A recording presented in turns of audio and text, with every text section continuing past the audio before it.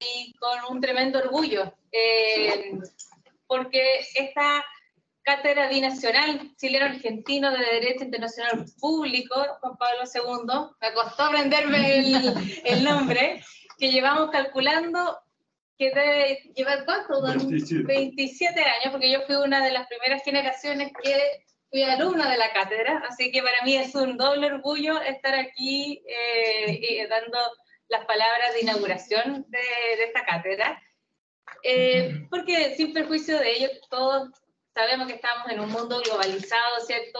Sabemos que tenemos grandes desafíos desde el derecho internacional, sobre todo de establecer ciertos principios, ponernos de acuerdo, ciertas normas comunes que van a llevar a cabo nuestra agenda. Y en ese sentido es mayor la importancia que partamos por casa, como se dice, ¿cierto? Somos naciones literalmente hermanas desde nuestros inicios, y qué mejor que partir desde el rol privilegiado de la academia, ¿cierto?, a discutir lo que como chilenos y argentinos, ¿cierto?, podemos aportar. Más aún el tema que trata hoy día, ¿cierto?, de la acción climática, de todos los problemas climáticos, la emergencia climática a la luz del derecho internacional. Los temas que se van a tratar acá son de tremenda relevancia a nivel mundial. Entonces, que comencemos nosotros acá a intercambiar ideas, a generar nuevos conocimientos, sin perjuicio, y desde nuestra región para nuestra región, pero que de ahí en el fondo demos luces de cómo podemos seguir avanzando, es sin lugar a duda un tremendo honor para nosotros que se haga en esta oportunidad en nuestra sala Enrique Pérez. Hago presente también orgullo porque el sello de nuestra universidad compete a los temas climáticos, al desarrollo sostenible. Ahí tenemos 17 ODS de los cuales hacernos cargo, partamos por algunos, ¿cierto?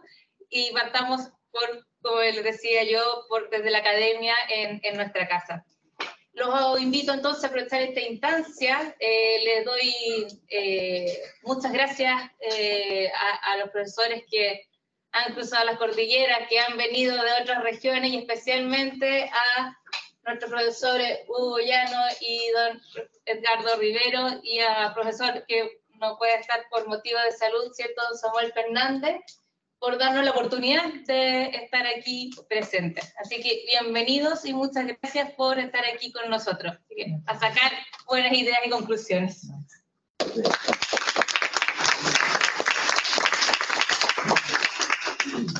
Una breve palabra de introducción. Que la directora, muchísimas gracias por su palabra. Salimos ganando, ¿eh? Que hubiera venido usted.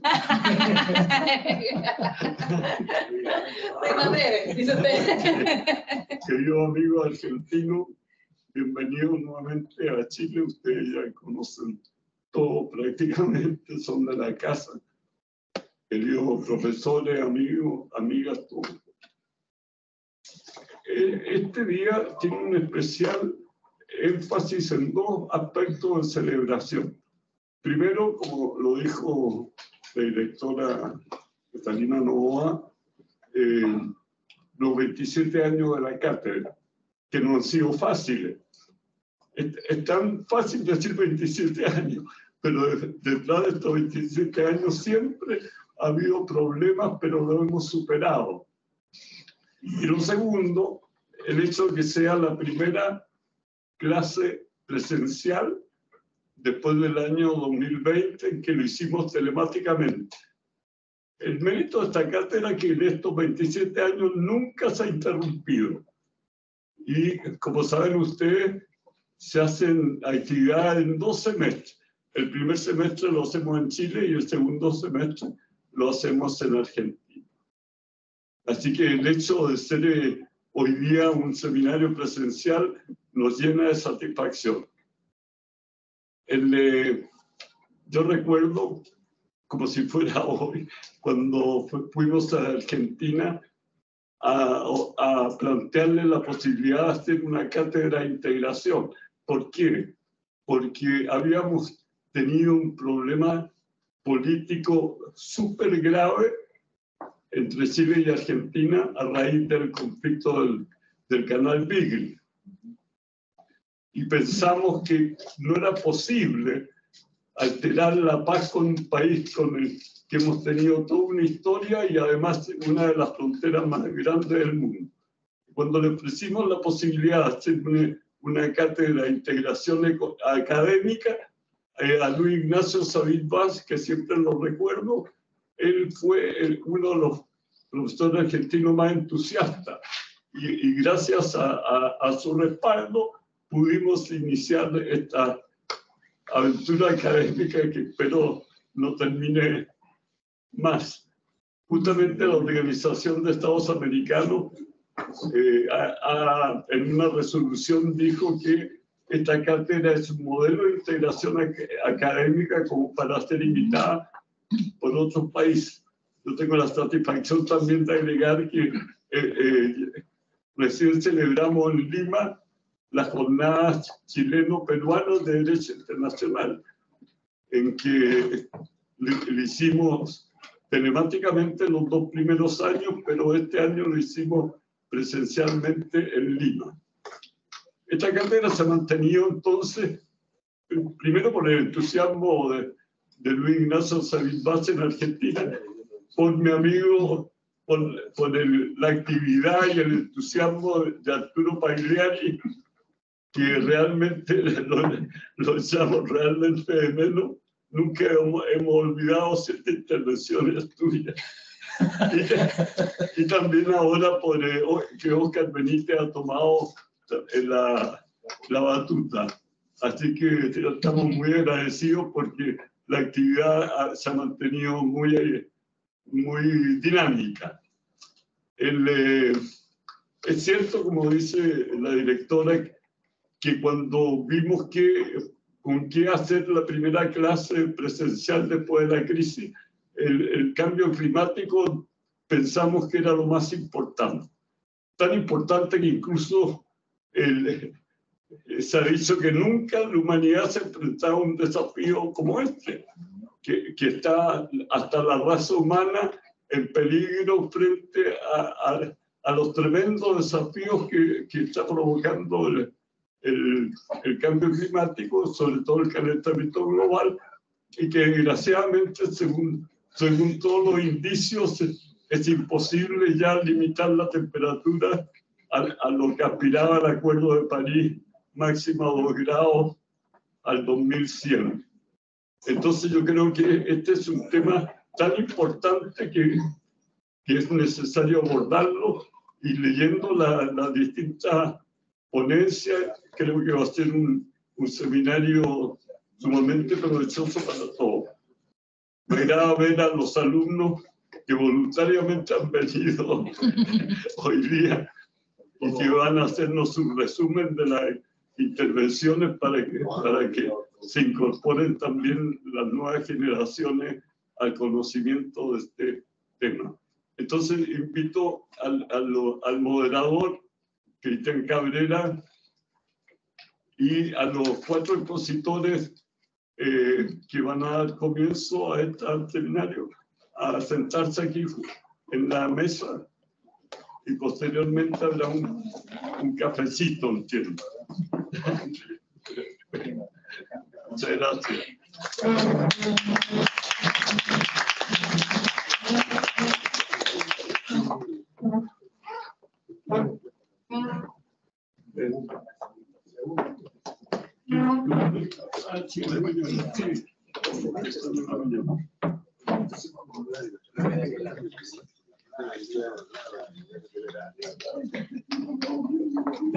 Sí, por la ahí está.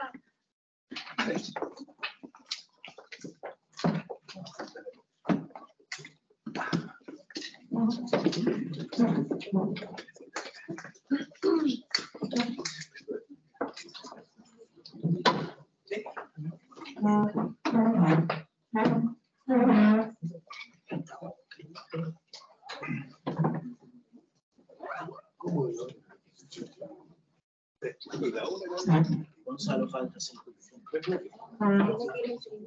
Un segundo. Ya, buenos días. Me toca moderar el primer panel que se denomina Emergencia Climática en América Latina. Vamos a tener 4 exposiciones, 2 exposiciones de los profesores Gonzalo Aguilar Cavallo de la Universidad de Talca y María Ignacia Sandoval también de la Universidad de Talca, y otras 2 presentaciones de los profesores de la Universidad Nacional de Córdoba, Oscar Benítez y Alejandra Estica. Por lo tanto, tienen por programa acá 20 minutos para exponer, por lo tanto les pido que sean rigurosos con el tema del plazo para poder terminar un poco antes de las 11 y tener los últimos 10 minutos de preguntas, 15 minutos más o menos de preguntas para después terminar a las 11:10 y tenemos el primer café de esta del primer panel. Como les decía, el primer panel se denomina Emergencia Climática en América Latina. La primera presentación estará a cargo de la profesora María Ignacia Sandoval de la Universidad de Talca y se denomina Cambio Climático y Movilidad Humana en América Latina. Así que puede comenzar y tiene 20 minutos para su exposición. Muchas gracias por la presentación. Muy buenos días a todos los asistentes y a los organizadores.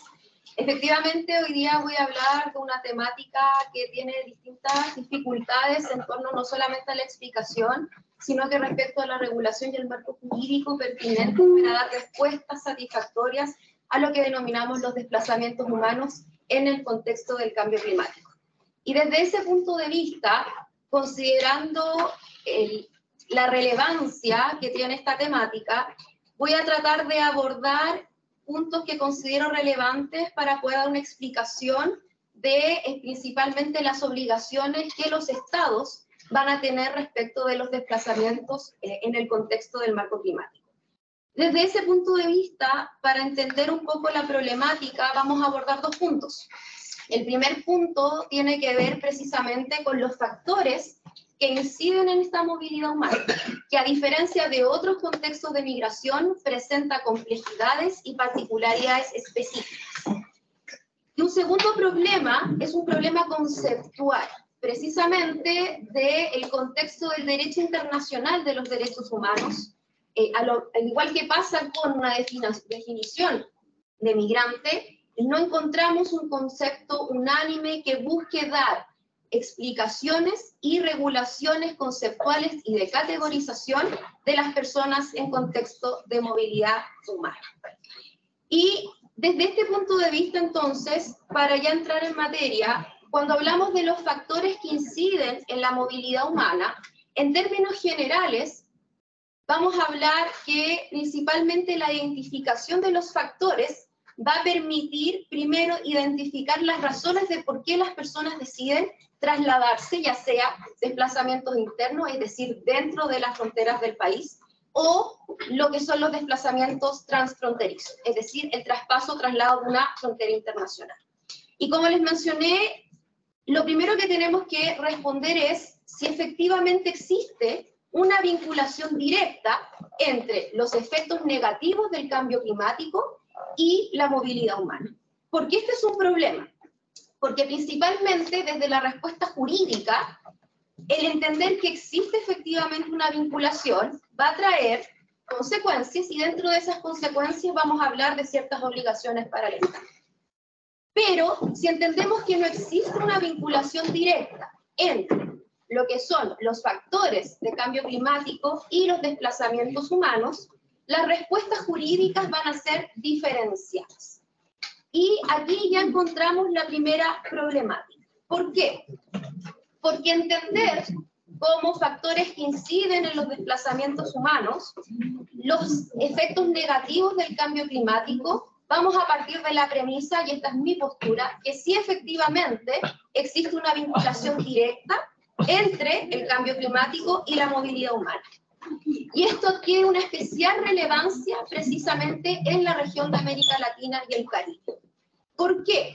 Porque respecto de ciertos estudios y específicamente informes especializados en la materia, las regiones del mundo que van a ser más afectadas por los efectos del cambio climático va a ser América Latina. Y no solamente por sus características geográficas, es decir, por factores geofísicos, sino que además por consecuencias específicas, como por ejemplo, el alza de las temperaturas. Uno de los principales problemas que tenemos en América Latina va a ser, por ejemplo, los problemas de temperatura y respecto a los fenómenos climáticos referentes al agua. ¿Cuál es uno de los principales problemas que hoy tenemos en Chile? El problema de la sequía. ¿Qué otro problema tenemos en Chile? El derretimiento de los glaciares. ¿Y eso qué impacto genera? Va a generar un impacto de tener que buscar una respuesta jurídica adecuada desde la perspectiva de un enfoque de derechos humanos para hacernos cargo no solamente de cómo respondemos como Estado individual, sino que aquí vamos a empezar a hablar de principios particulares en la respuesta a los desplazamientos humanos. Y ahí vamos a hacer referencia al principio de la coordinación y de la cooperación, ¿ya?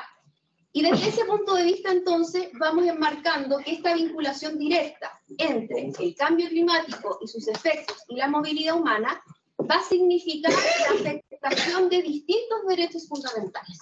Es decir, la problemática del cambio climático tiene que ver, por ejemplo, con la afectación al derecho a la alimentación adecuada.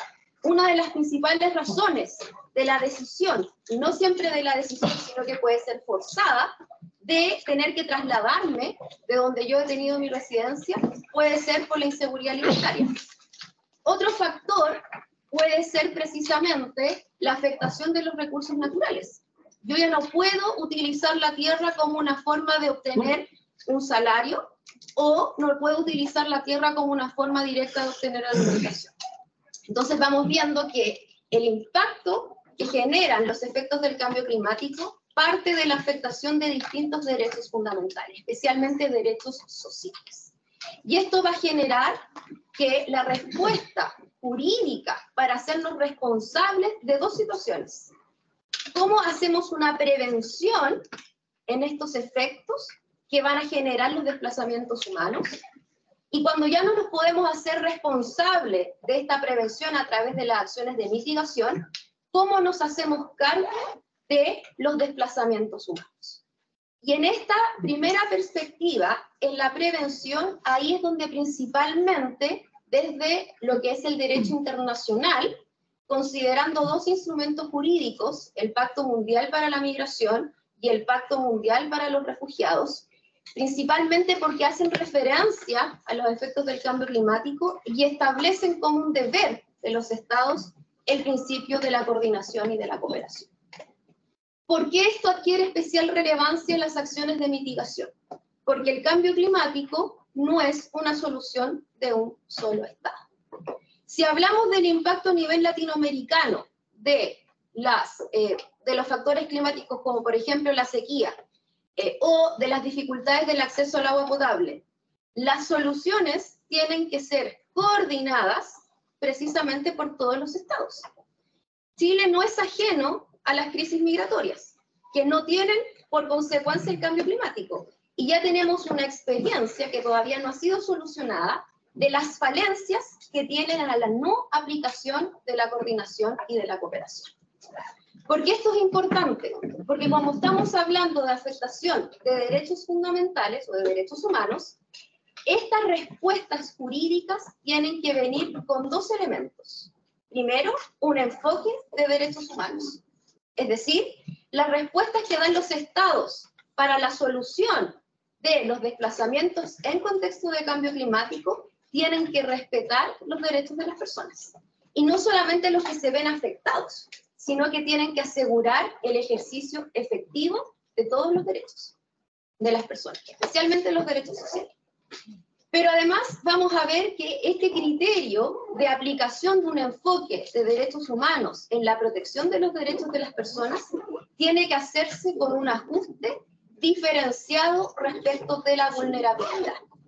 Y aquí me quiero detener porque este es un tema muy importante. Los migrantes en general y los refugiados son personas que están en una situación de vulnerabilidad.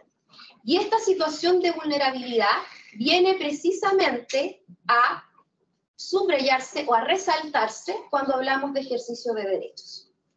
¿Cuál es la vulnerabilidad de estos grupos de personas?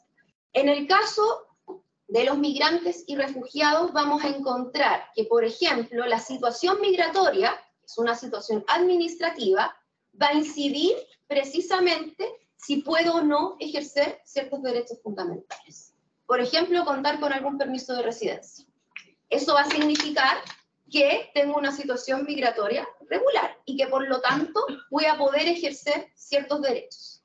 Pero si por el contrario yo tengo una situación migratoria irregular, esto va a aumentar mi situación de vulnerabilidad, precisamente por los obstáculos que voy a encontrar en el ejercicio de ciertos derechos.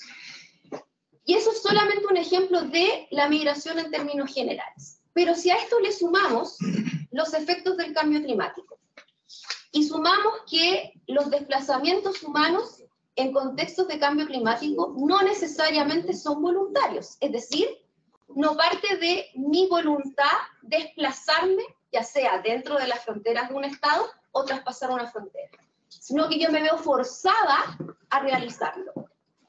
Esa decisión o el desplazamiento forzado ¿incidirá en la respuesta jurídica de los estados? Desde mi punto de vista, sí, precisamente por el contexto de vulnerabilidad. Pero si además de la característica de migrante, le sumamos otros factores que aumentan la vulnerabilidad, por ejemplo, el género, por ejemplo, su pertenencia o identificación como pueblo indígena, por ejemplo, su categoría de niño, niña y adolescente. ¿Por qué hago mención a estos tres tipos de categorías o elementos de vulnerabilidad?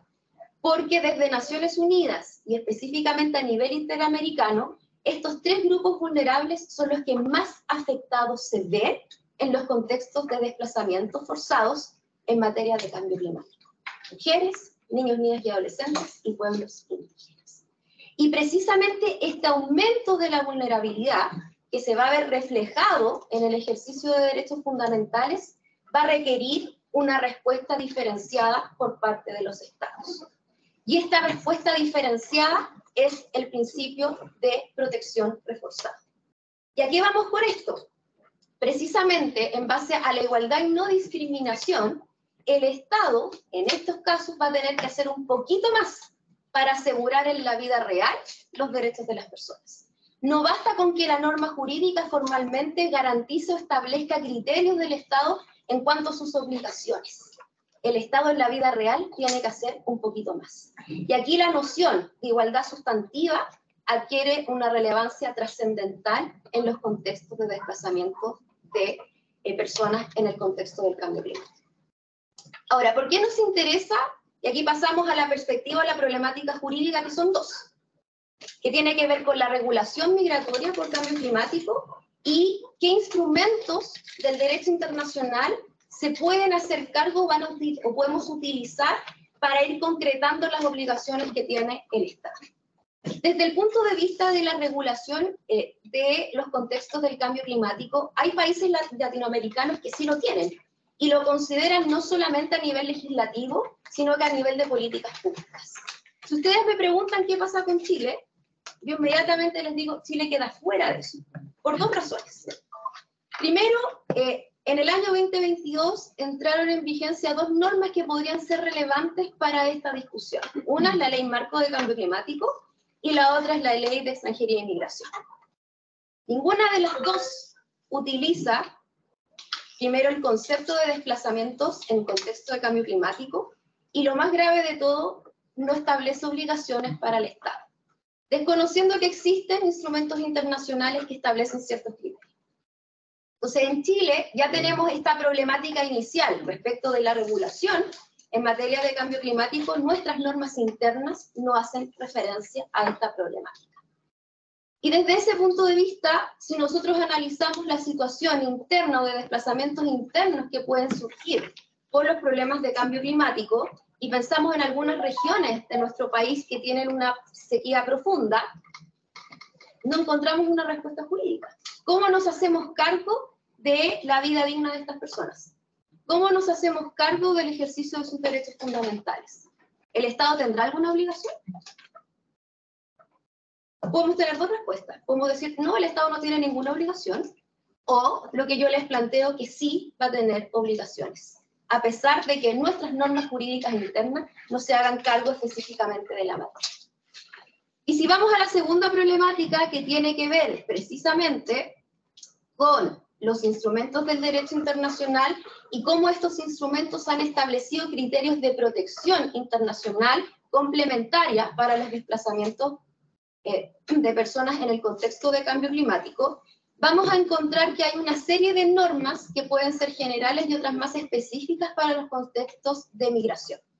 Y aquí, bueno, podemos hablar del Acuerdo de París, podemos hablar incluso del Acuerdo de Escazú, que podemos interpretar implícitamente la protección en los contextos de desplazamientos humanos por cambio climático, pero las dos normas principales que me interesan respecto de este contexto, como les mencioné anteriormente, es el Pacto Mundial para la Migración Regular, Segura y Ordenada y el Pacto Mundial para los Refugiados. ¿Por qué estas son las dos normas que me interesan? Precisamente porque establecen ciertos lineamientos de comportamiento de los estados. Y de ahí vienen los principios de cooperación y coordinación. Y el mandato de estas dos normas es establecer precisamente ciertas obligaciones de los estados, que coordinadamente no solamente lo traten a nivel interno, sino que las acciones de mitigación que están enfocadas a la prevención y luego a la protección internacional de desplazamientos forzados climáticos sea bajo la premisa de la protección coordinada y especialmente una protección reforzada de los derechos de las personas. Y aquí entra especialmente a cobrar relevancia un derecho muy importante, que es el derecho de la libre circulación o la libertad ambulatoria. Y aquí podemos entrar en la discusión si efectivamente existe o no el derecho a migrar, o si existe, qué obligaciones tiene el Estado. Y desde ese punto de vista me voy a detener en el tiempo que me queda en un principio trascendental que viene del derecho de los refugiados, que es el principio de no devolución. ¿Por qué me interesa hablar del principio de no devolución? Porque desde la perspectiva conceptual, yo elijo, en base a distintos argumentos jurídicos, hablar de refugiado climático, no de migrante. Y precisamente basándome en normas jurídicas regionales, la Declaración de Cartagena de 1984 y la opinión consultiva de la Corte Interamericana referente al derecho al asilo. Desde ese punto de vista, mi humilde opinión jurídica es que estas normas nos permiten, precisamente en el contexto latinoamericano, utilizar estándares del derecho de los refugiados haciendo una interpretación evolutiva, permitiendo la aplicación del principio de no devolución y la solicitud de derecho al asilo basado en contextos de migración. Por lo tanto, ya para ir concluyendo, desde estos temas que he expresado, podemos concluir o hacer tres grandes conclusiones. Primero, ¿existen obligaciones para los estados en materia de desplazamientos climáticos? Sí. ¿Cuáles son estas principales obligaciones? La cooperación, la coordinación, específicamente en materia de no devolución y derecho al asilo. La segunda conclusión es que la respuesta coordinada no solamente tiene que darse desde la perspectiva de normas jurídicas, sino que desde estrategias, desde medidas positivas y desde políticas públicas. Y la tercera es que precisamente todas estas respuestas tienen que hacerse con un enfoque de derechos humanos. Si no, el Estado incurriría en una responsabilidad internacional. Muchas gracias.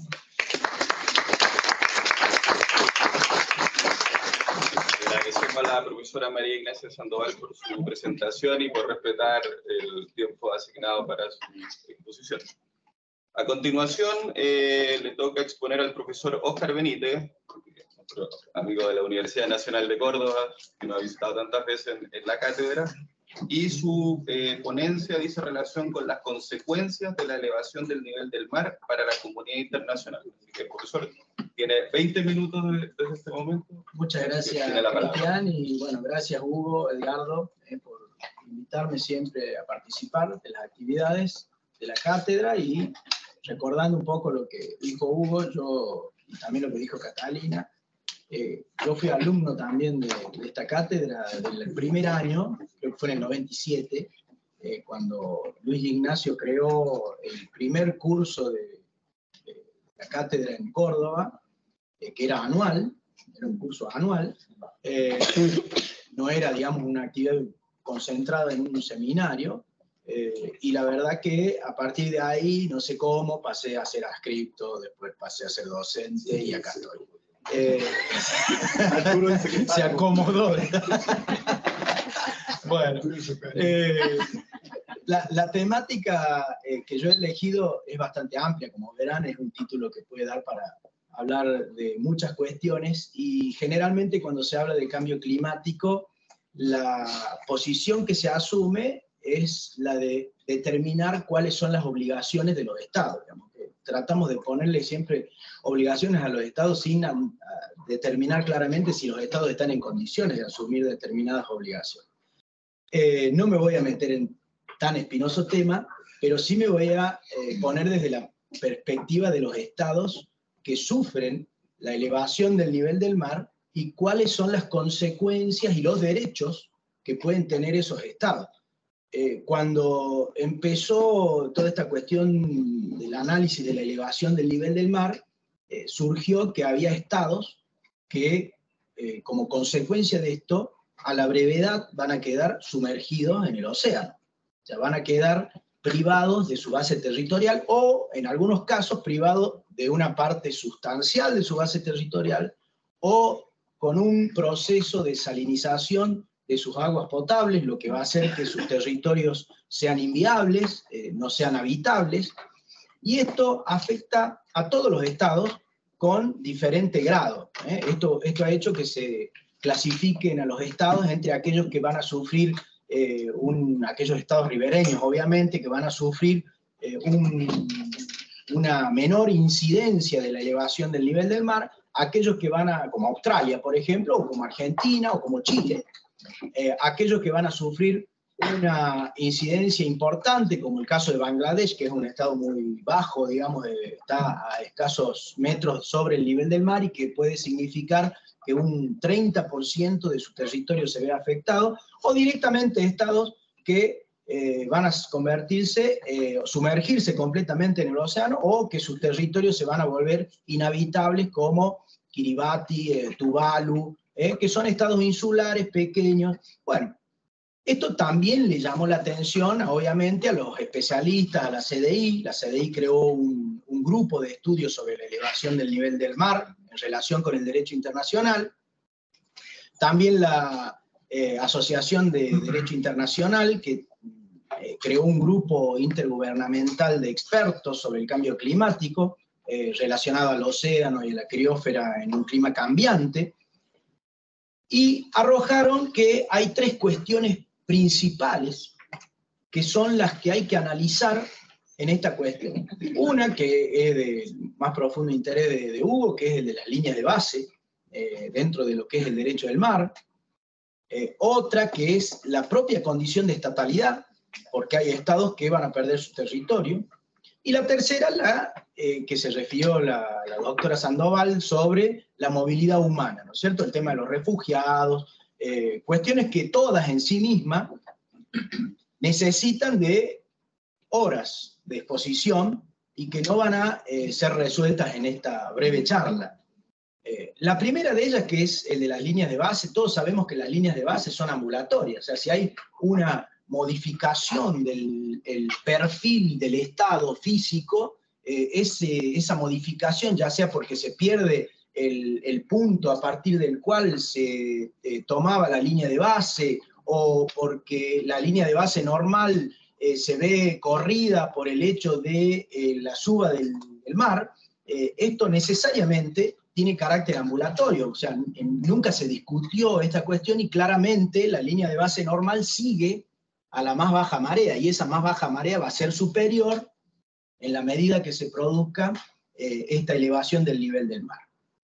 Tengamos presente que hoy viven en zonas costeras 680 millones de personas. O sea, estas son las personas que se van a ver afectadas, y se estima que para 2050 van a ser 1.000 millones de personas. Si tenemos en cuenta que la población es de 8.000 millones de personas, estamos hablando de que una parte sustancial de la población mundial vive en estos lugares. Ahora, ¿qué pasa con el Estado? ¿Qué pasa con sus líneas de base? Hoy existe una vertiente, porque sabemos que nuestro derecho es esencialmente dinámico, evolutivo, y esta evolución que nos presenta el cambio climático es acelerada, porque para los estados la vida es diferente que para los seres humanos. Nosotros tenemos una vida biológica que tiene un límite de tiempo bastante corto, pero para un estado 100 años no es nada. Y en 100 años ya se estima que hay estados que van a desaparecer. Y el proceso es indetenible, porque por más que nosotros hoy cercenemos a cero las emisiones de dióxido de carbono, este proceso va a seguir por siglos hasta que se normalice. No es real que en 30 años vamos a estar otra vez de 10 porque se acabaron las... No, hay una inercia que la naturaleza sigue y que necesariamente requiere, se puede ir ralentizando el proceso, pero todos sabemos que esto ha generado una cantidad de situaciones de difícil control en materia de las corrientes oceánicas, en materia del clima, la sequía, como se refería la doctora Sandoval. Lo cierto es que los estados hoy consideran que es, o los doctrinarios también, muy factible una congelación de las líneas de base o de las líneas de base utilizadas para medir los espacios marinos desde el momento en que se inicia este proceso de elevación del nivel del mar. Eso sería muy novedoso. No hay una práctica creada ni desarrollada que avale esto que estoy diciendo, pero no lo digo solo yo, sería una cuestión por ahí de arrogancia ponerme en la posición de avanzada como si fuese algo que lo he creado yo, sino que hay una serie de doctrinarios muy respetados que sostienen esto. La segunda cuestión es la estatalidad. ¿Qué pasa con esos estados? Todos, cuando Arturo le hablo de los estados que van a perder su base territorial, se espanta, porque él tiene una visión clásica del derecho internacional donde el Estado tiene que tener los elementos esenciales que todos hemos estudiado hasta el cansancio de territorio, población, poder, y a alguno le agrega soberanía, bien común, qué sé yo, pero con los tres elementos básicos que todos repetimos como loro cuando vamos a rendir un examen, nadie considera que la pérdida de algunos de estos elementos entrañe conservar la estatalidad. ¿Y qué es lo que se sostiene a la luz de estos estados que se ven ante el riesgo de perder su base territorial? Se sostiene que estos elementos son esenciales para la creación del Estado, pero no para su extinción. Fíjense que se busca de alguna manera ayornar algo que para nosotros era palabra santa, de manera que aquellos estados que están en riesgo de desaparición, cuando se produzca el sumergimiento del territorio o el anegamiento del territorio o la inhabitabilidad, porque no necesariamente va a ser sumergirse, sino que muchas veces se va a tratar de lugares que se hacen inhabitables, ese estado todavía se conserve como tal. Y alguno dirá, bueno, pero ¿qué van a estar flotando en un salvavidas, como me dijo Arturo, ¿qué lo vas a tirar al agua ahí, que se queden todos? Bueno, hay muchas alternativas, paradójicamente, aunque parezca mentira, que se están utilizando y manejando. La creación de islas artificiales, la creación de estructuras de rompeolas, de endicamientos, pontones. El problema es que estamos hablando de estados pobres.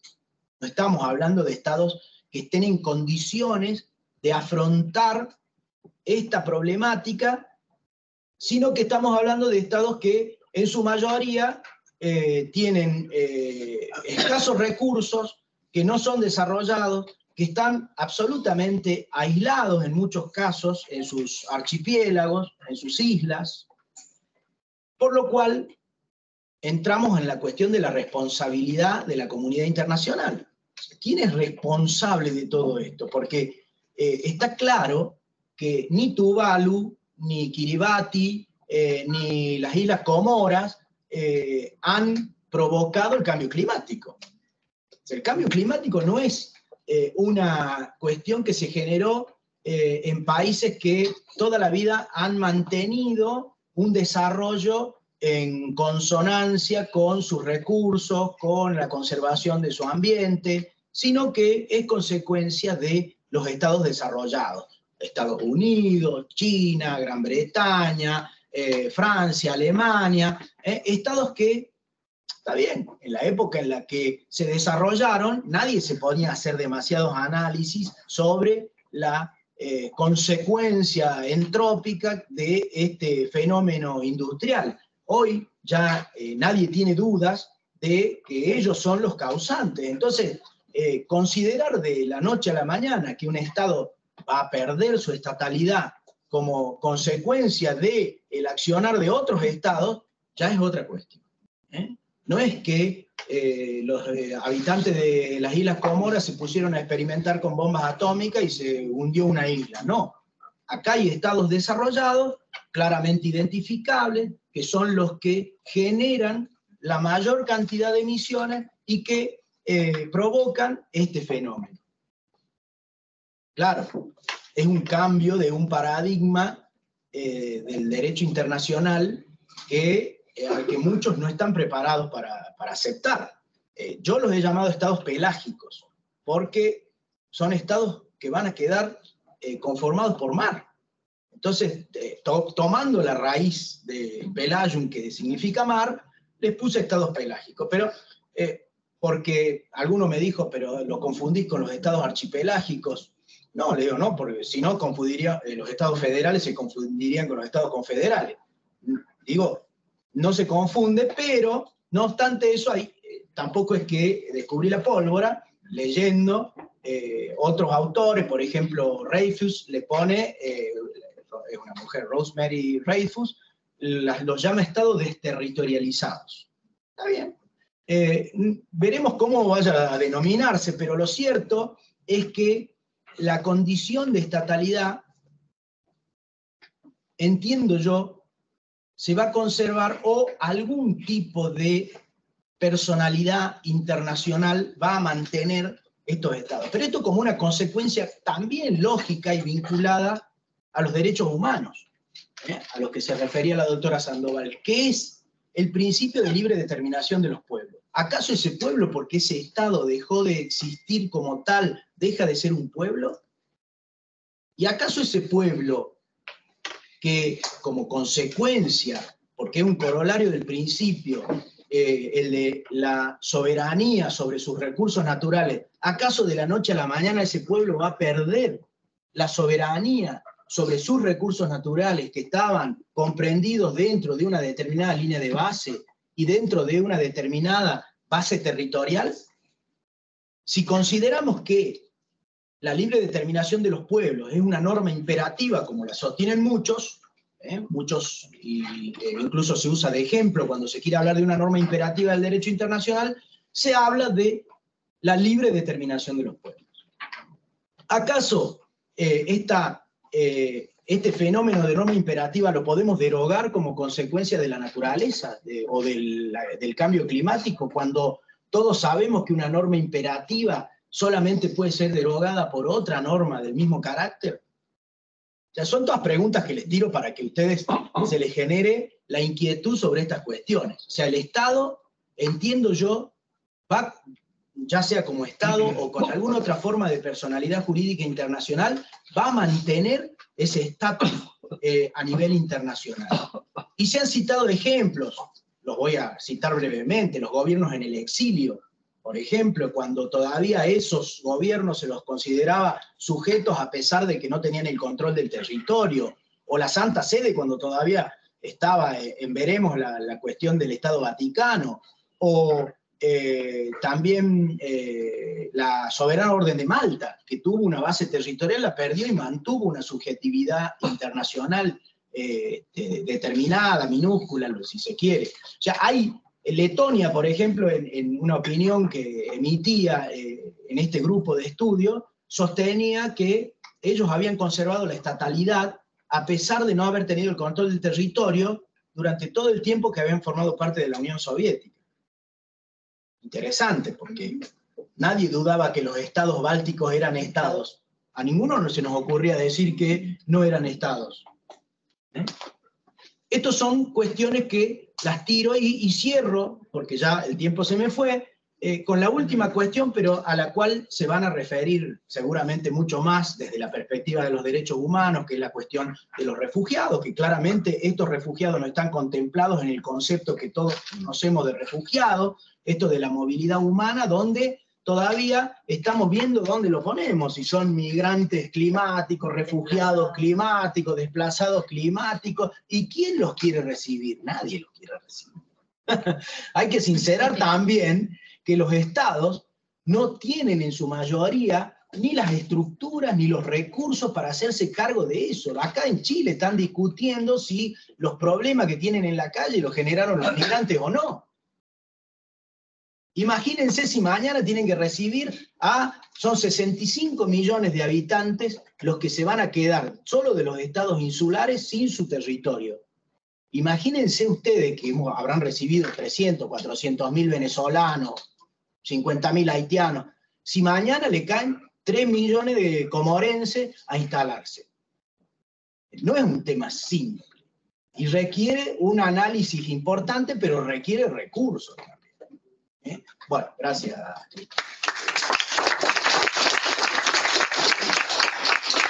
Muchas gracias, profesor Benítez, por su interesante exposición. A continuación, le corresponde exponer al profesor Gonzalo Aguilar Cavallo, de la Universidad de Talca, y su tema de exposición es el cambio climático y la Corte Interamericana de Derechos Humanos. Por lo tanto, tiene 20 minutos, profesor, y puede comenzar con su exposición. Muchas gracias. En primer lugar, yo quisiera, comenzar agradeciendo, a la Universidad Central por acogernos, aquí, con este seminario que se viene repitiendo, como dijo Hugo, hace 27 años, y a los profesores de la Universidad Nacional de Córdoba también por colaborar siempre, y estar presto, a todas nuestras propuestas, de seminario y ese tipo de cosas. En segundo lugar, yo quisiera felicitar a Hugo, también a Edgardo, por la fuerza y la energía, en mantener esta tradición durante tantos años. Yo realmente, ya que hay tantos jóvenes aquí, esto debe ser un motivo simplemente, de orgullo para ustedes, para todos ustedes, y también de ejemplo, por lo menos para mí, lo es.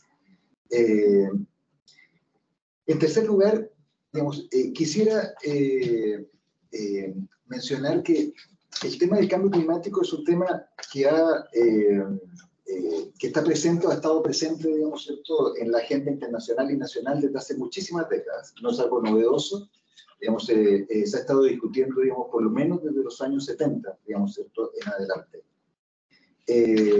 Pero ha sido, a pesar de que se ha discutido tanto, y existen muchos textos sobre esto, ha sido difícil que esta temática penetre en las esferas de las tomas de decisiones, en las esferas de poder, de los que toman las decisiones, de los que nos gobiernan. Y es por eso que yo considero particularmente relevante, que nosotros estemos aquí hoy día reunidos con los jóvenes, porque no tengo duda, que nosotros no vamos a resolver este problema. Este es un grave problema que está en manos de ustedes. Y es por eso que se me ocurrió, hacer alusión a lo que dice la Carta, la Constitución, que creó la Organización de las Naciones Unidas para la Educación, la Ciencia y la Cultura, que en esa época surge justamente en un contexto, de guerra, de fin, de las guerras, de la Segunda Guerra Mundial. Y esa carta comienza diciendo su preámbulo que si es que uno quiere eliminar las guerras, es necesario primero transformar las mentes, de las personas. Por lo tanto, yo sugeriría, que si que uno quiere transformar o eliminar o hacer frente, al cambio climático, es necesario justamente, producir algún tipo de movilización en la mente humana, de realizar, de darse cuenta, de qué es lo que está ocurriendo y de la gravedad a la que nos enfrentamos. Por eso es que quiero destacar el papel de los jóvenes, en primer lugar, ¿cierto? Para nadie es una novedad, si yo menciono, el nombre de esta activista, que le llaman, para mí, en un sentido positivo, creo que es noruego, sueca, no estoy seguro, digamos, ¿cierto?, de Greta Thunberg, que prácticamente ha dado vueltas alrededor del mundo para movilizar justamente a la política y a los políticos. No es solamente en el ámbito del cambio climático en que los jóvenes nos han enseñado, digamos, ¿cierto?, muchas veces, digamos, ¿cierto?, a los mayores, que es necesario generar cambios. Y por esto, digamos, ¿cierto?, tampoco es de extrañar que frente a la inactividad de la política y de los políticos y de la política pública, sean los jóvenes los que han estado a la base de iniciar relevantes procesos judiciales que tienen por fin obtener pronunciamientos, digamos, de los tribunales. Ustedes deben saber que en Europa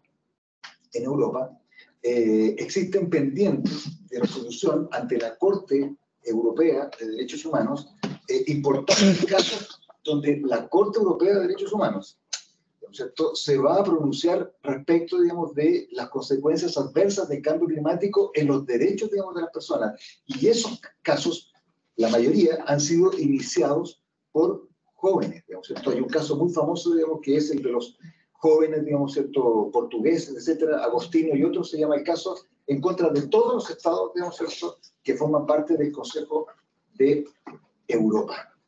De modo que incluso en el acceso a la justicia son los jóvenes los que dan el ejemplo, digamos, ¿cierto?, preocupados, digamos, de lo que está ocurriendo con el cambio climático.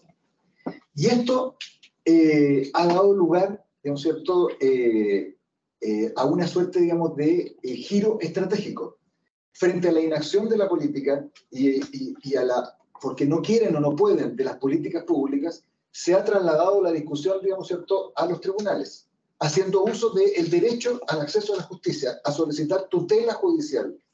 Y esto ha ocurrido en el ámbito interno y en el ámbito internacional. En el ámbito interno todo el mundo conoce, digamos, ¿cierto?, las decisiones que se han llevado a cabo, particularmente en el ámbito europeo, en Francia, digamos, ¿cierto?, con el famoso caso que se llama, digamos, ¿cierto?, el caso del siglo, que le llamaron, digamos, ¿cierto?, ante la jurisdicción administrativa francesa, digamos, o los famosos casos, digamos, ¿cierto?, de los Países Bajos, ¿cierto?, Urgenda, creo que se llama, en Irlanda, digamos, ¿cierto?, también en Alemania, el Tribunal Constitucional alemán se pronunció sobre una ley, digamos, que regulaba las obligaciones del Estado en materia de cambio climático, pero también se ha producido este desarrollo en el ámbito internacional, en la jurisdicción internacional, y particularmente intenso esto dentro de los últimos, yo diría, últimos 2 años. En el ámbito internacional acabo de mencionar los casos que se han presentado ante la Corte Europea, digamos, ¿cierto?, a fines de este año o principios del próximo tendremos sentencias de la Corte Europea, lo cual va a ser muy nutritivo desde el punto de vista de los estándares que los estados deben seguir. Se ha presentado recién una solicitud de opinión consultiva ante la Corte Internacional de Justicia, impulsada esta solicitud de opinión consultiva, digamos, ¿cierto?, justamente por un pequeño estado insular, es una isla, Vanuatu, digamos, que impulsó y movilizó, ¿cierto?, a través del lobby a una cantidad impresionante de estados, lo que hizo que se aprobara en la Asamblea General una solicitud de Naciones Unidas, una solicitud de opinión consultiva ante la Corte Internacional de Justicia, lo que significa que la Corte Internacional de Justicia, que tradicionalmente resuelve controversias entre estados partes, ahora va a tener que pronunciarse respecto, digamos, de este tema de cambio climático vinculado con los derechos humanos. Sumamente interesante. Y lo mismo ha ocurrido en el caso, digamos, de las jurisdicciones de derechos humanos regionales, en particular, digamos, la Corte Interamericana de Derechos Humanos, que también ha sido objeto, digamos, de una solicitud de opinión consultiva. Sobre eso voy a hablar al final. Veamos lo que ocurre, digamos, ¿cierto?, en el sistema interamericano de protección, digamos, de derechos humanos. El tema del cambio climático en el sistema interamericano no es nuevo, ¿cierto? La Comisión Interamericana de Derechos Humanos hace mucho tiempo que ya fue solicitada, se intentó poner en movimiento a la Comisión Interamericana justamente a raíz del cambio climático, por el pueblo que se llama, el pueblo indígena que se llama Inuits. Son los, y normalmente les llaman los esquimales, pero es un pueblo Inuits que se encuentra, digamos, en Canadá y Groenlandia, en contra de Estados Unidos, porque las consecuencias de las emisiones de efecto invernadero, digamos, de Estados Unidos producían, digamos, que se fundiera, digamos, ¿cierto?, el hielo, digamos, con mayor velocidad, y eso afectaba las condiciones de vida, digamos, ¿cierto?, de esos pueblos indígenas. Ese caso no prosperó, fue declarado inadmisible, pero fue un primer intento, digamos, de poner en movimiento el sistema. La Corte Interamericana, que es el segundo órgano de los dos órganos que componen el Sistema Interamericano de Protección de los Derechos Humanos, también ha tenido paulatinamente, gradualmente, intervención en relación con lo que nosotros podríamos llamar el cambio climático. Es en dos de sus competencias, en sus competencias contenciosas y en sus competencias consultivas. Primero voy a desarrollar, digamos, algunos casos, digamos, de las competencias contenciosas, y luego voy a terminar refiriéndome a las competencias consultivas. Es lo que dice con relación con las competencias contenciosas de la Corte Interamericana de Derechos Humanos. Evidentemente que el tema del medio ambiente y del cambio climático ingresó por la vía de los casos llamados de los pueblos indígenas, ¿no es cierto? Y yo he dividido este desarrollo progresivo, si pudiéramos decir, de la jurisprudencia, de la actividad de la Corte Interamericana en relación con los pueblos indígenas y el cambio climático. Yo lo he dividido en 4 etapas, ¿no es cierto?, que creo que ha ido de menor a mayor, es decir, cada vez la Corte se ha ido involucrando más en los temas de medio ambiente y cambio climático vinculados con los casos de cambio de indígenas.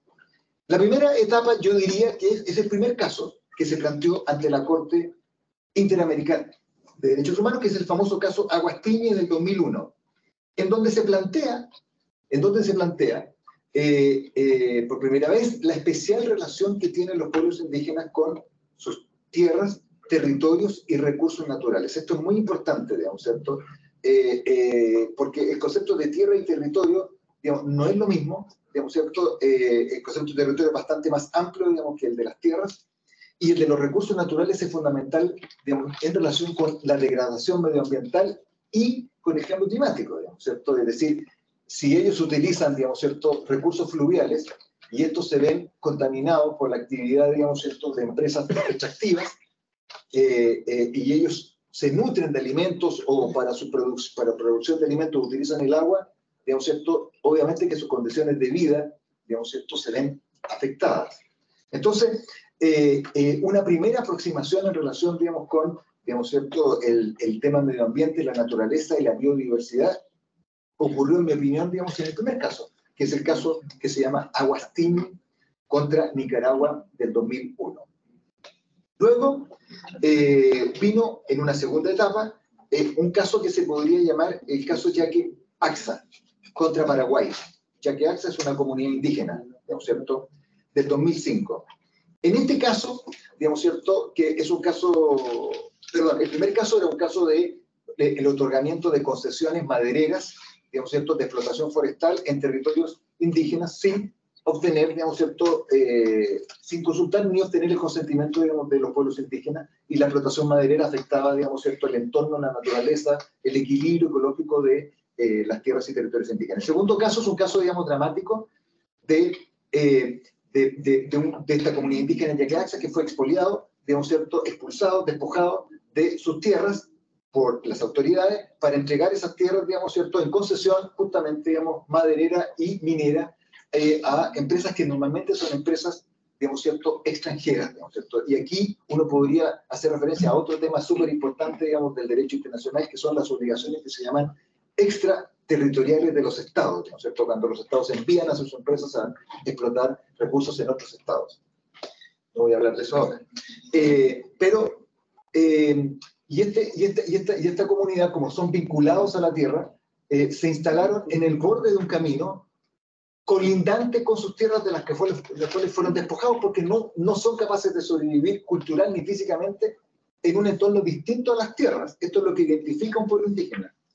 Esto es justamente lo que identifica el pueblo indígena. Entonces, la Corte hace toda una referencia respecto, digamos, del acceso al agua. Hace una referencia respecto, digamos, de la economía indígena que se vio alterada justamente, digamos, por sacarlos de su entorno natural, del acceso a la alimentación y la producción de alimentos. Todo vinculado, digamos, ¿cierto?, con la degradación ambiental o la imposibilidad de acceder, digamos, ¿cierto?, a sus territorios naturales. Luego viene, yo diría, una tercera etapa, que es el caso Saramaca, del pueblo Saramaca, contra Surinam, del año 2007, donde aquí se produce un cambio, digamos, bien interesante, digamos, ¿cierto?, en el sentido, digamos, de que la Corte Interamericana desarrolla, digamos, ¿cierto?, el concepto no solo del derecho a la consulta, sino del derecho al consentimiento, que es un nivel superior, digamos, ¿cierto?, dentro de estos derechos participatorios que tienen los pueblos indígenas, ¿cierto? Una cosa es ser consultado y otra cosa es que deba obtenerse consentimiento para poder llevar a cabo un determinado proyecto de inversión o desarrollo que muy probablemente producirá un impacto adverso en el entorno, en el medio ambiente, en la naturaleza y en la biodiversidad. Y esto del consentimiento en materia medioambiental y también de cambio climático, ¿cierto?, es muy relevante porque dice relación con el acceso, el derecho de acceso a la información ambiental, ¿cierto?, que en este caso tienen o tendrían los pueblos indígenas. ¿Y por qué tiene mucha relevancia, ¿cierto? Porque es una obligación del Estado, dice la Corte, proporcionar, digamos, ¿cierto?, toda la información necesaria relacionada, digamos, ¿cierto?, con la actividad que se pretende desarrollar, la actividad de inversión y desarrollo, para que las personas afectadas, en este caso la comunidad afectada, tome sus propias decisiones. Esto es el derecho a la autodeterminación individual, digamos, ¿cierto? Es necesario saber cuáles son los riesgos a los que yo me enfrento, digamos, ¿cierto?, para poder tomar una decisión. El profesor Benítez recién decía, digamos, ¿cierto?, las comunidades afectadas. Pues, digamos, sería muy interesante que el gobierno indicara cuáles son los peligros, digamos, ¿cierto?, que existen de inundación en las zonas costeras antes de que alguien tomara, por ejemplo, una decisión acerca, digamos, de que se compre una casa al lado, digamos, del mar, ¿no es cierto? Y esto que está dicho en el caso Saramaca en el año 2007 forma parte de las preguntas que se le formulan a la Corte Interamericana en la solicitud de observación de opinión consultiva que se planteó este año por Chile y por Colombia. Volveré sobre este punto al final. 5 minutos. Volveré sobre este punto en 5 minutos. Una tercera etapa que debe ser conocida para los colegas, digamos, de Argentina, es el caso, digamos, yo diría que esta es como la etapa más avanzada a la que hemos llegado en competencia contenciosa, es el caso de los miembros de la asociación LACA-JONJAT contra Argentina del año 2020, donde, digamos, ¿cierto?, también es un tema de despojo de tierras, digamos, de falta de acceso a sus tierras y territorios, y de entrega de concesiones, digamos, ¿cierto?, que podríamos llamar ahora, digamos, para realizar proyectos de inversión y desarrollo, porque son siempre, digamos, ¿cierto?, dañinos o causan efectos de degradación, digamos, ¿cierto?, ambiental, especialmente los extractivos, especialmente los proyectos mineros. En este caso, la Corte, digamos, ¿cierto?, Interamericana habla de cambio climático, utiliza todas las normas y todos los textos producidos por el sistema de Naciones Unidas. Esto es muy importante para la coherencia, ¿cierto? La Corte Interamericana no habla en el aire, habla fundándose en lo que se desarrolla por el sistema de Naciones Unidas para que haya coherencia en el desarrollo del derecho internacional. Y particularmente me interesa destacar un párrafo donde la Corte se refiere, digamos, ¿cierto?, a las obligaciones diferenciadas que tienen los estados. Los estados no tienen obligaciones respecto de todas las personas por igual, porque evidentemente que hay grupos que por su propia situación se encuentran en una situación desmejorada frente a otros. Podríamos denominarlos pueblos o grupos vulnerables, digamos. Entonces la Corte dice que es necesario tener en cuenta que diversos derechos pueden verse afectados a partir de problemáticas ambientales y que ello puede darse con mayor intensidad en determinados grupos en situación de vulnerabilidad, entre los que se encuentran los pueblos indígenas y las comunidades que dependen económicamente o para su supervivencia fundamentalmente de los recursos ambientales, de las áreas forestales o de los dominios fluviales. Esto eso es lo que dice relación con, digamos, hay mucho más, pero voy a ir adelantando, sobre las competencias contenciosas. Pero también ha habido desarrollo importante en materia de competencias consultivas. Y aquí, digamos, hay dos aspectos que vale la pena destacar. En primer lugar, digamos, la famosa opinión consultiva 23 del año 2017, de 15 de noviembre del 2017, sobre medio ambiente y derechos humanos, que fue una solicitud formulada por el gobierno de Colombia, digamos, ¿cierto? En donde la Corte desarrolla, digamos, ¿cierto?, en una opinión consultiva de más de 200 páginas, todos los estándares, digamos, ¿cierto?, actualizados que existen, digamos, ¿cierto?, en el derecho internacional de los derechos humanos en relación con el medio ambiente y con el cambio climático. Solamente una pequeña referencia, un párrafo, pero hay mucho más. Sería muy interesante que ustedes lo leyeran, digamos, porque para mí esto es como una especie de la Biblia en materia de medio ambiente y cambio climático para el sistema interamericano. La Corte Interamericana reconoce la existencia de una relación innegable entre la protección del medio ambiente y la realización de otros derechos humanos. En tanto, la degradación ambiental y los efectos adversos del cambio climático afectan el goce efectivo de los derechos humanos, ¿cierto? Ese es el vínculo, digamos, entre el cambio climático y derechos humanos. Respecto de lo cual la Corte tendrá que pronunciarse, digamos, ahora con esta solicitud que fue presentada el 9 de enero del año 2023 por el gobierno de Chile, en conjunto por el gobierno de Chile y por el gobierno de Colombia, digamos, ante la Corte Interamericana. Esta segunda opinión consultiva, que seguramente tendremos la resolución el próximo año, en 2024, es muy interesante por el título. Ya no hablamos de cambio climático, ya se ha dicho aquí también por Hugo y se ha dicho por los colegas, sino que cambiamos de tono y hablamos ahora de emergencia climática. Digamos, ¿cierto? Dando cuenta, digamos, de efectivamente que ya estamos llegando al risco, digamos, ¿cierto? Y podemos caer, digamos, en el despeñadero.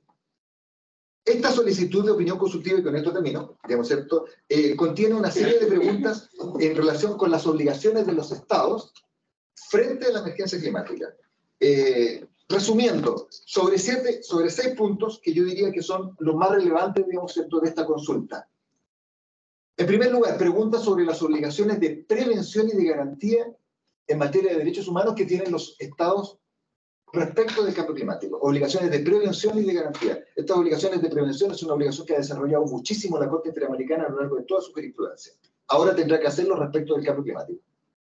Segundo, las obligaciones de preservar el derecho a la vida y la sobrevivencia a la luz de lo establecido por la ciencia. Esto es vital porque el cambio climático, digamos, ¿cierto?, es, digamos, un problema, digamos, que está siendo enfrentado por la ciencia. Son los científicos los que proporcionan las soluciones. De modo que las soluciones que provienen de la política pública tienen que ser necesariamente, sí o sí, basadas en la ciencia. Tercero, y su conexión con el derecho a la información. Esto es lo que acabo de señalar respecto de antes. El Estado tiene que proporcionar a todo el mundo toda la información en relación con las medidas que tome para que cada uno pueda a su vez autodeterminarse. Entre otras cosas, por ejemplo, saber dónde se instala, dónde vive, digamos, ¿cierto?, qué consume, qué alimentos consume, qué agua bebe, etcétera, etcétera, etcétera. Tercero, las obligaciones con respecto a los derechos de los niños, niñas y adolescentes y las nuevas generaciones. Esto también evidentemente hace referencia, digamos, a el principio de equidad intergeneracional y que indudablemente los efectos más graves del cambio climático no los vamos a sufrir nosotros, yo creo que tampoco los van a sufrir ustedes, los van a sufrir sus hijos, sus hijos. Cuarto, las obligaciones emergentes en materia del procedimiento de consulta, consentimiento y acceso a la justicia, digamos, ¿cierto? Esto también es muy importante, digamos. Si es que la política pública no reacciona, ¿qué posibilidades de acción tienen las personas ante los tribunales? Quinto, las obligaciones de protección y prevención a las personas defensoras del medio ambiente y del territorio, así como los pueblos indígenas y las comunidades afrodescendientes. Esto también es vital porque ustedes sabrán que América Latina tiene el triste récord, digamos, de ser el continente donde hay más, digamos, defensores de los derechos humanos del medio ambiente que mueren o desaparecen. ¿Cierto? Así que esto es sumamente importante para el sistema interamericano. Y por último, las obligaciones relacionadas con las obligaciones y las responsabilidades que tienen los estados compartidas y diferenciadas, digamos, en materia de cambio climático. Y aquí simplemente culminar diciendo efectivamente, los estados no tienen las mismas obligaciones respecto, digamos, de todas las personas y respecto de todas las áreas geográficas. Hay obligaciones diferenciadas respecto de personas y de áreas geográficas. El Estado tiene obligaciones más intensas, ¿cierto?, de prevención y respecto de personas que son grupos vulnerables, entre ellos pueblos indígenas, comunidades afrodescendientes, niños, mujeres, y respecto, digamos, de áreas geográficas. Por ejemplo, lo que mencionaba el profesor Benítez, los estados insulares, ¿cierto?, los estados insulares, o respecto, digamos, de las zonas costeras, digamos, ¿cierto?, y las personas que habitan en las zonas costeras. De modo que el resultado de esta opinión consultiva arrojará estándares, digamos, ¿cierto?, internacionales de derechos humanos que serán, digamos, en mi opinión, digamos, ¿cierto?, vinculantes por la vía del control de convencionalidad para todos los estados que forman parte del sistema interamericano, entre ellos el Estado de Chile. Muchísimas gracias. Muchas gracias, profesor Aguilar, por su excelente exposición. Y a continuación tenemos la última presentación a cargo de la profesora Alejandra Estica, de la Universidad Nacional de Córdoba. Su tema es el cambio climático y la responsabilidad internacional de los estados. A continuación tiene 20 minutos para su exposición. Bueno, muchas gracias, Cristian, muchas gracias a la Universidad Central, muchas gracias al profesor Goyano, a todos los profesores que nos acompañan y especialmente a los estudiantes que nos acompañan. Un gusto compartir con todos ustedes algunas reflexiones sobre cambio climático y responsabilidad internacional del Estado. Un tema que siempre me ha llamado mucho la atención y que creo que es uno de los temas que está en el foco actualmente. Hemos escuchado de la voz de los expositores que me antecedieron en reiteradas ocasiones el término obligación del Estado, que la Corte Interamericana se va a expedir sobre cuáles son las obligaciones del Estado, cuáles son las obligaciones que tienen los estados respecto de los migrantes, de los estados en situación geográfica desventajosa o estados insulares, cuya estatalidad está en riesgo.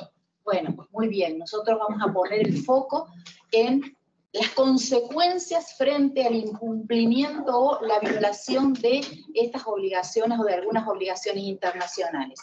Tomando en consideración que este tema no ha sido todavía discutido formalmente en la relación Estado-Estado ante tribunales internacionales. Sí, como bien ha señalado el doctor Gonzalo Aguilar, ante tribunales internos, caso Francia, caso Países Bajos, también ante Tribunal Europeo de Derechos Humanos, en el que particulares se han presentado y han reclamado frente a la violación de sus derechos humanos vinculados a el cambio climático, o ante ahora, en estos últimos 5 meses, con 3 solicitudes de opiniones consultivas ante distintas jurisdicciones internacionales, Tribunal Internacional de Derecho del Mar, Corte Interamericana de Derechos Humanos y Tribunal Internacional de Justicia.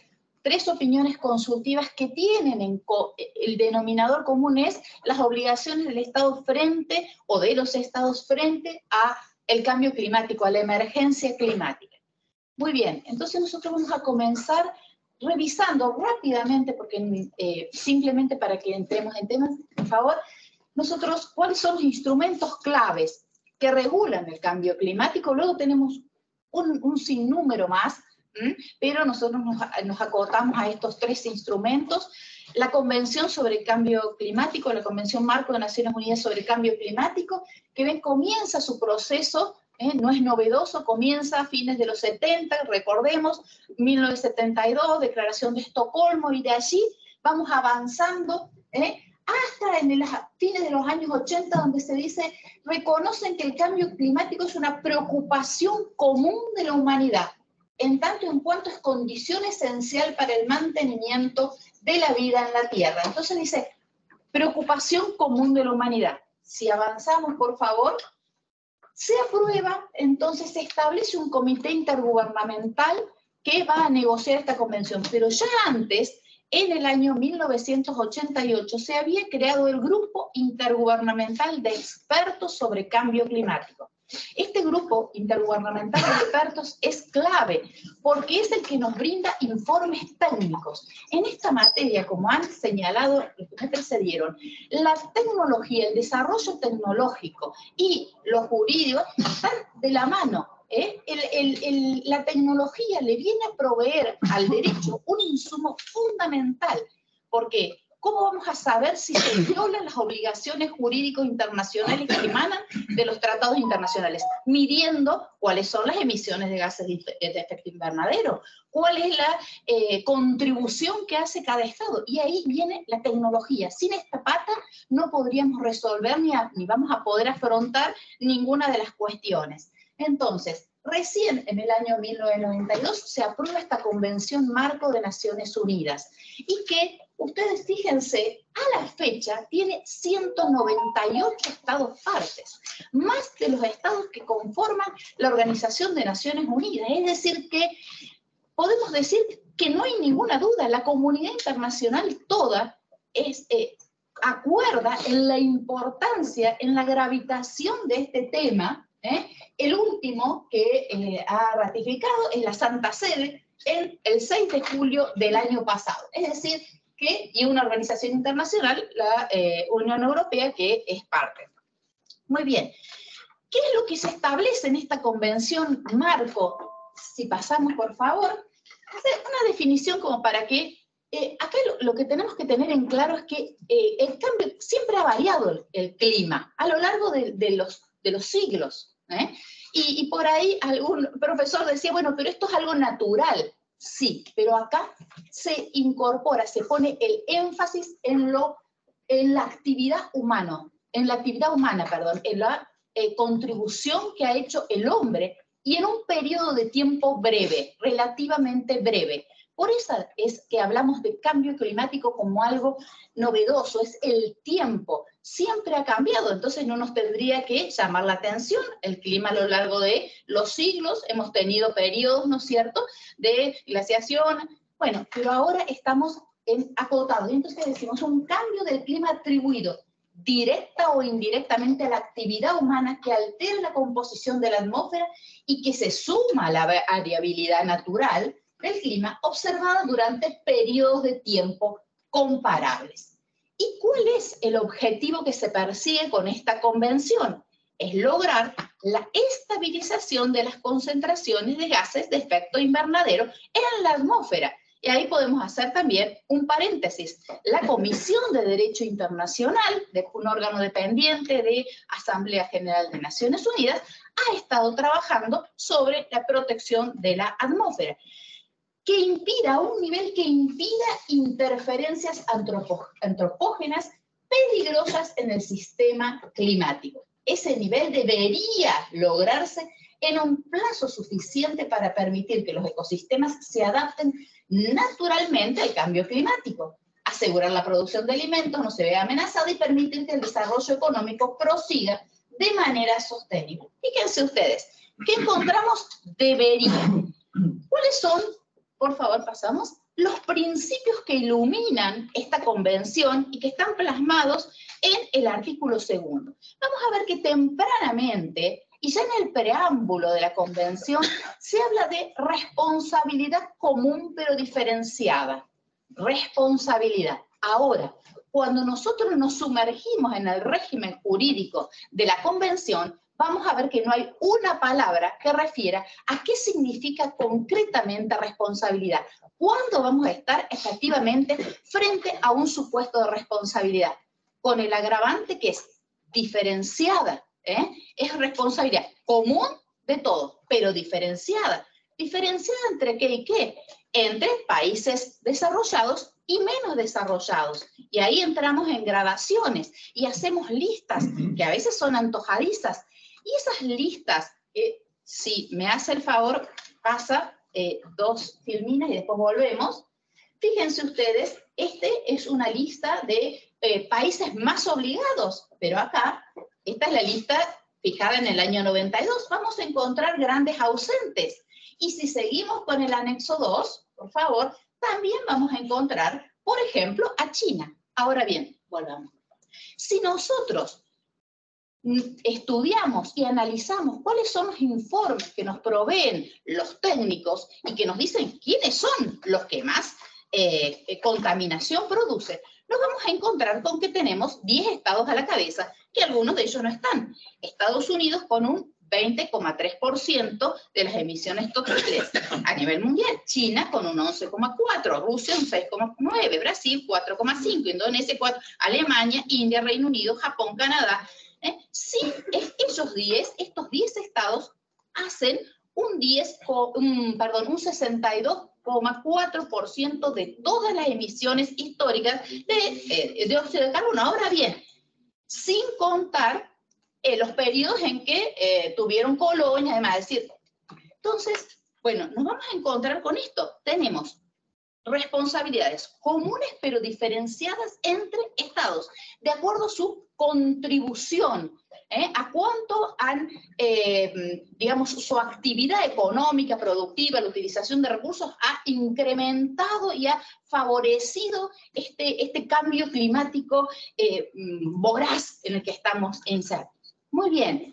Si nosotros después hablamos de principios precautorios, derecho al desarrollo sostenible, las medidas adoptadas para combatir el cambio climático no deberían constituir un medio de discriminación ni una restricción encubierta al comercio internacional. Ahora bien, si nosotros nos centramos en qué es lo que dice puntualmente ese artículo 2 que habla de principios, fíjense ustedes, dice, las partes, en las medidas que adoptan para lograr el objetivo de la Convención, seguirán, entre otras cosas, por esto, las partes deberían, condicional, proteger el sistema climático en beneficio de las generaciones presentes y futuras, sobre la base de la equidad y de conformidad con sus responsabilidades comunes, pero diferenciadas, y sus respectivas capacidades. Entonces, ahí se nos va alivianando la cosa. Las partes que son países desarrollados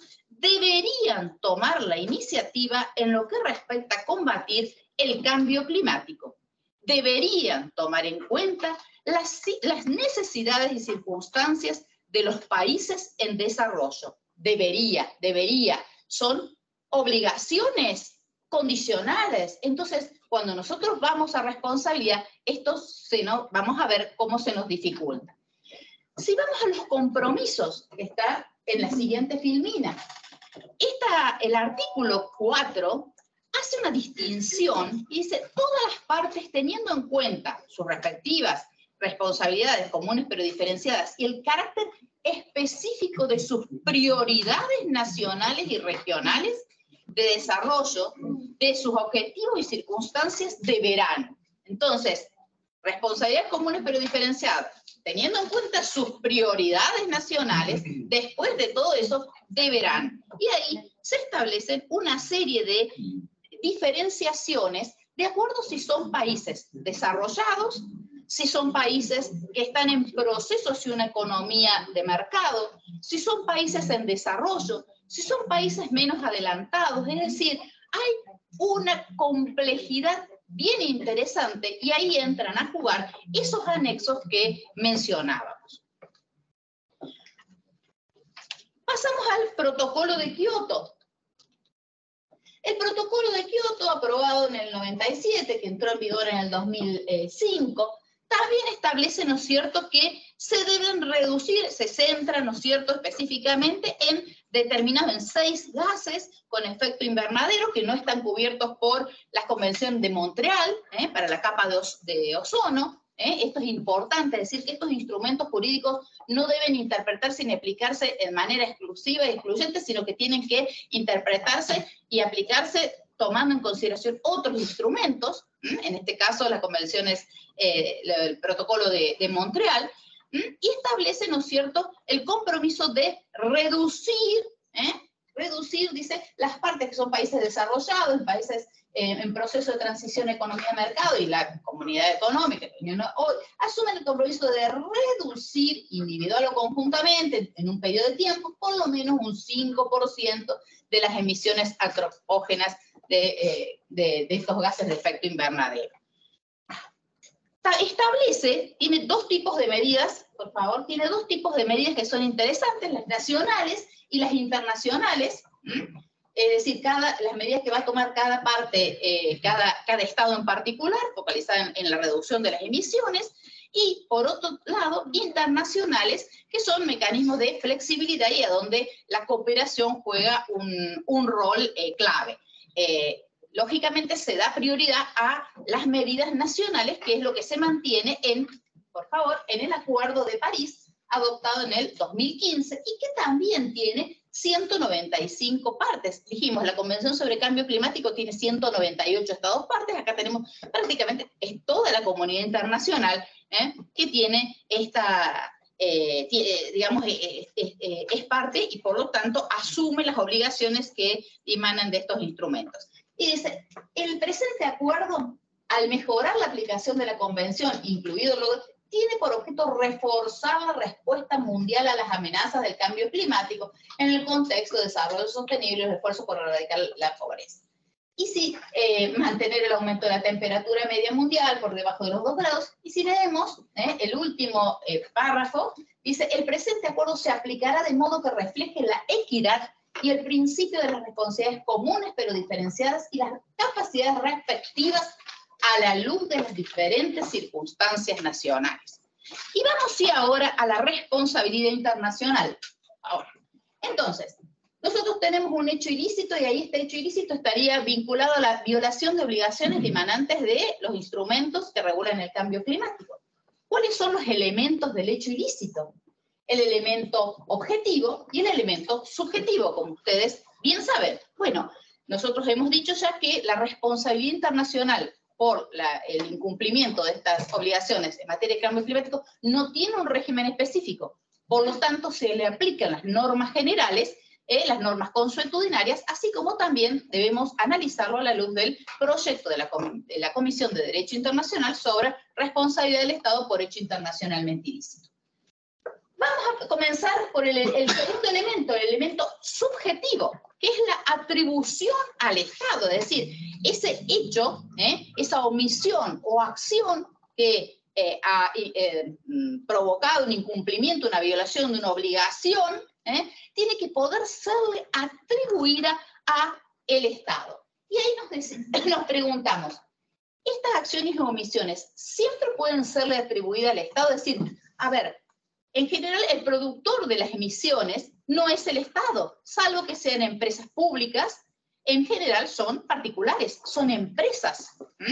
Entonces ahí vamos a tener que analizar un régimen distinto, es decir, cuáles son las obligaciones que tienen los estados respecto de el control y también la incorporación a su derecho interno de todas las obligaciones internacionales asumidas, es decir, el Estado asume obligaciones a nivel internacional, esas obligaciones internacionales tienen que traducirse en instrumentos a nivel interno que obliguen a todos los particulares, empresas y demás, que desarrollan actividad productiva, que industrias, etcétera, etcétera.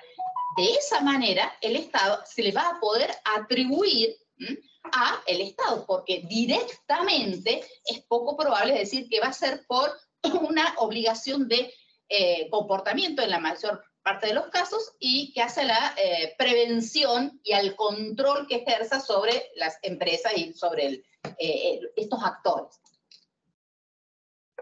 Si nosotros analizamos la relación de causalidad entre la emisión y el daño, nosotros sabemos que el daño no es un elemento, pero a ver, tenemos que relacionarlo porque luego sí va a tener consecuencias a la hora de la reparación y eso sí es interesante. Entonces, ¿será posible establecer una relación de causalidad, que la emisión que ha efectuado un Estado sea la causante del nivel de los mares y que por lo tanto, o será que tendrá que analizar la contribución que han efectuado los distintos estados, el nivel de contribución, que eso sí es absolutamente medible, y que va a tener que, y va a estar relacionado con la elevación de los mares en general, porque nosotros dijimos que hay organismos técnicos, hay organizaciones que se encargan de medir, entonces ahí viene los informes, la tecnología que nos provee de este insumo que es incontrastable. tenemos el elemento objetivo, que es la violación de una obligación internacional vigente. Y este es un punto bien interesante porque no es sencillo comprobar que, digamos, y establecer ese incumplimiento y que ese incumplimiento sea el que da lugar a un posible supuesto de responsabilidad. Tenemos 4 obligaciones potencialmente más relevantes. La obligación de reducción de emisiones de gases de efecto invernadero, proteger la atmósfera, no causar daños más allá de la jurisdicción nacional, de proteger los derechos humanos y regular y controlar las actividades de las empresas. Estas son obligaciones que podrían dar lugar a, recuerden que los estados tienen que efectuar en el marco del Acuerdo de París, tienen que hacer declaraciones que se llaman contribuciones determinadas nacionales, es decir, tienen que informar cuánto están dispuestos a reducir esas emisiones. Estas contribuciones determinadas nacionales pueden ser tomadas como actos unilaterales, porque es el Estado el que dice, yo me comprometo a reducir en un tanto por ciento en tanto tiempo. Entonces, si a lo mejor no puedo entrar por la vía de la obligación convencional, sí a través de estos actos unilaterales, que son estas declaraciones que hacen los estados y que se obligan a mantener actualizados. Avanzamos, ¿cuáles son las consecuencias? La cesación del hecho. A ver, estamos frente a hechos continuados y ahí tenemos toda una problemática, ¿no? Que el cambio climático no se genera fruto de la violación de una sola obligación, sino que es a lo largo del tiempo. Tenemos en materia de reparación distintos tipos de daños, directos, permanentes, adaptación. Es decir, para cerrar, porque ya se me ha acabado el tiempo, la responsabilidad internacional es un tema que se está comenzando a discutir, sí en los ámbitos de los tribunales internos, sí vía estas opiniones consultivas donde se le dice al tribunal, diga cuáles son las obligaciones concretas y cuál es el paso siguiente. Cuando el tribunal me diga cuáles son las obligaciones siguientes, cuáles son las obligaciones, yo le voy a decir, muy bien, ahí lo vamos a agarrar, porque en función de esas obligaciones usted va a ser o puede ser pasible de determinados supuestos de responsabilidad internacional. Es decir, el cambio climático es una realidad que produce efectos en todo el mundo, nadie lo puede dudar. Lo que pasa es que las consecuencias son diferentes y no todos lo sufrimos de la misma manera, pero todos estamos igualmente involucrados y, como dijimos en un principio, es una preocupación común, es una preocupación, como decía el profesor, de las generaciones de ustedes, de los jóvenes, que deben munirse de las herramientas necesarias como para que cambie la situación y estos supuestos que hemos planteado de migraciones ocasionadas por cambio climático, de estados que están planteando su posibilidad de perder el territorio, de personas que están perdiendo su vida, defensores de derechos humanos, cambie absolutamente. Muchas gracias y bueno.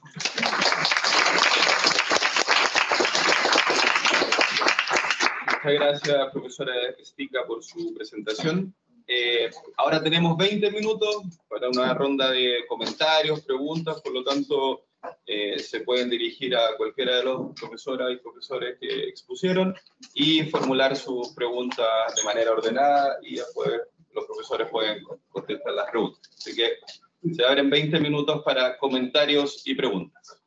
Es una acotación únicamente a todos los expositores, porque los grupos vulnerables, si bien es cierto, son esos 3 que ustedes mencionaron, han omitido 2 que son importantísimos, que son los discapacitados y las personas de tercera edad. En la emergencia climática son muy afectados. ¿Por qué? Porque los discapacitados, en caso de extrema desastre meteorológico, son incapaces de movilizarse. Entonces, en la cifra de defunción del cambio climático, los discapacitados aparecen esencialísimos. Y por cierto, las personas de tercera edad. claro está que allí es donde la mujer tiene relevancia en cuanto al grupo vulnerable, porque son ellas las que normalmente están a cargo de los discapacitados o de las personas de tercera edad. Era esa anotación.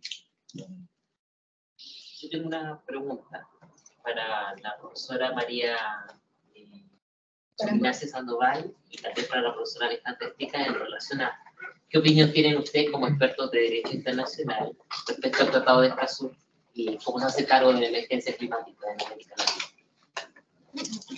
Bueno, yo lo mencioné haciendo una revisión un poco del contexto de la protección internacional en los contextos de movilidad humana.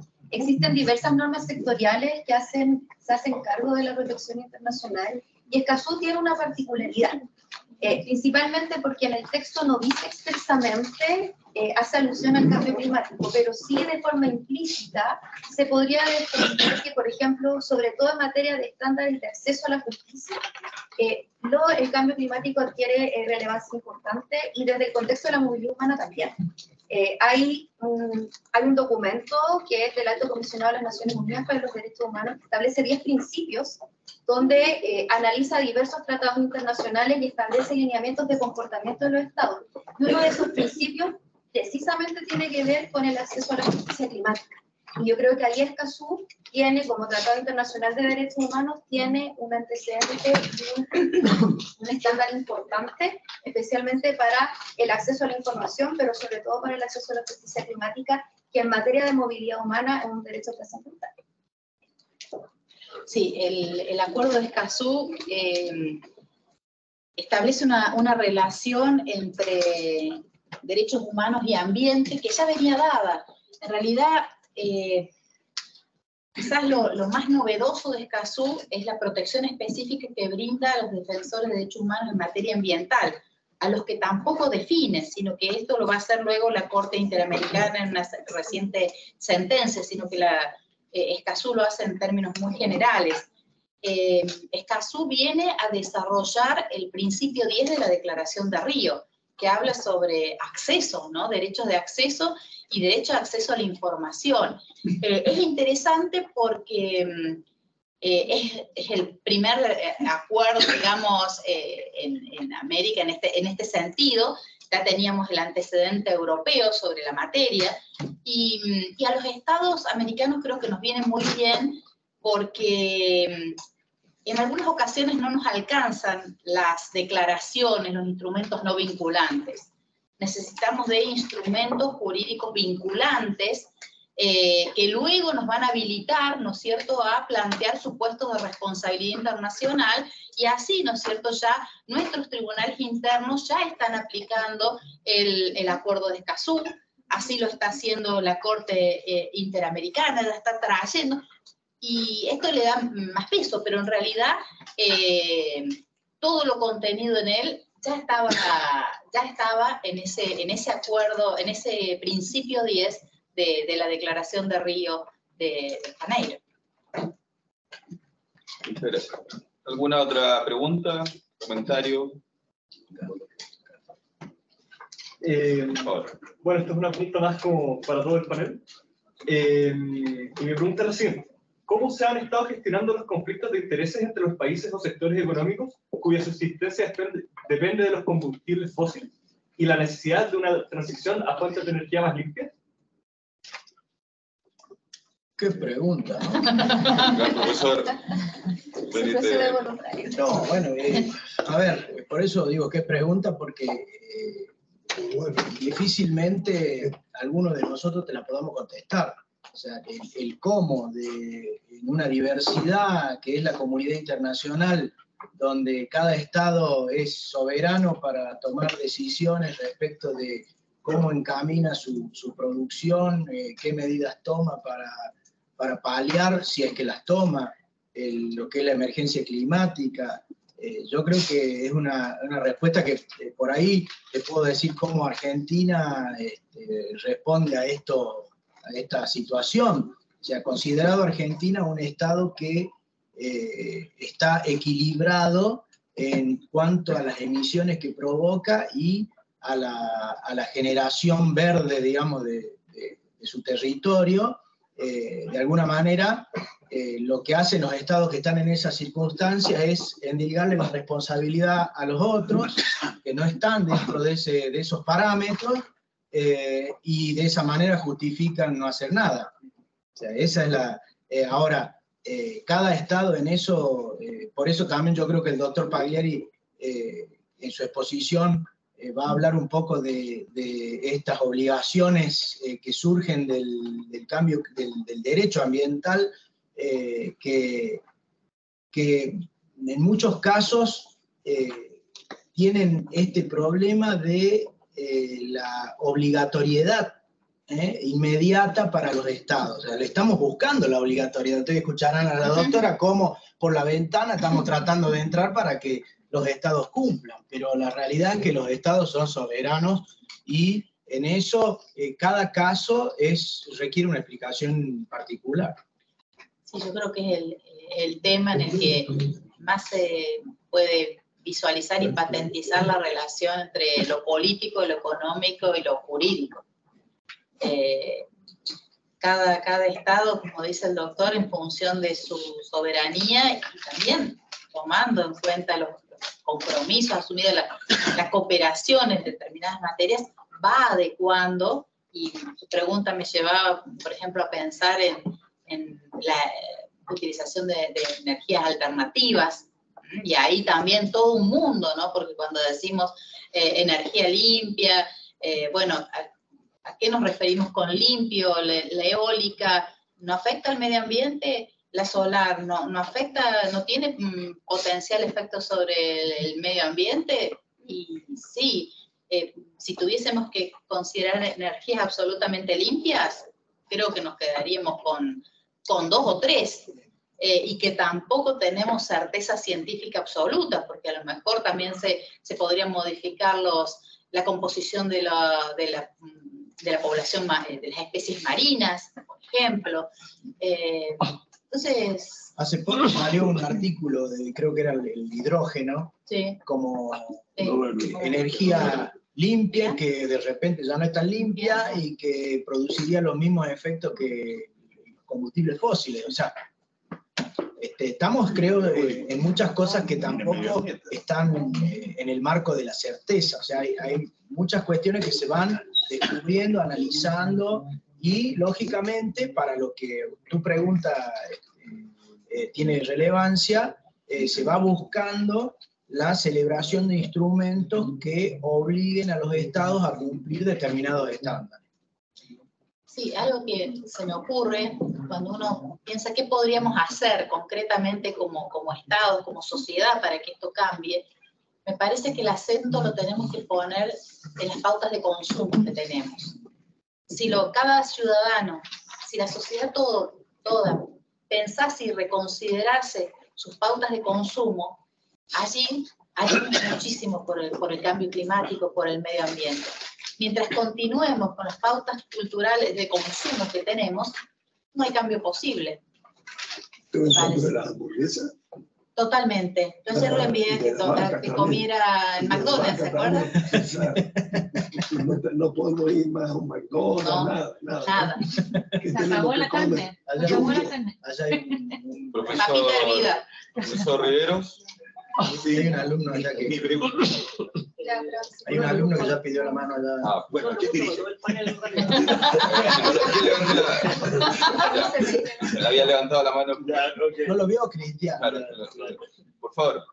Una pregunta para todo el panel, en realidad, que hablando del cambio climático y la soberanía de los países, por ejemplo, Brasil, que tiene la selva amazónica, se podría a algún punto de aquí a 100 años empezar a pensar de soberanía, en este caso como un pulmón verde, y decir que no se puede talar este pulmón porque es vital para la humanidad entera, o sea, no puede empezar a socavarlo. Entonces, un organismo internacional podría estar en el país y decir, ¿sabe qué? Usted pierde la soberanía porque esto es más importante que la soberanía que el país tiene. ¿Podría llegarse a ese caso?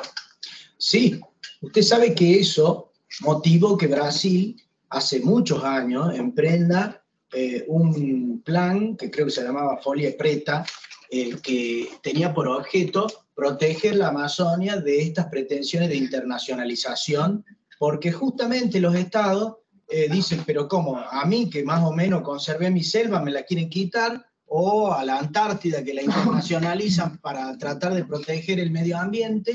¿Y qué pasa con los bosques de Estados Unidos, que ya se convirtieron en urbanizaciones y los talaron?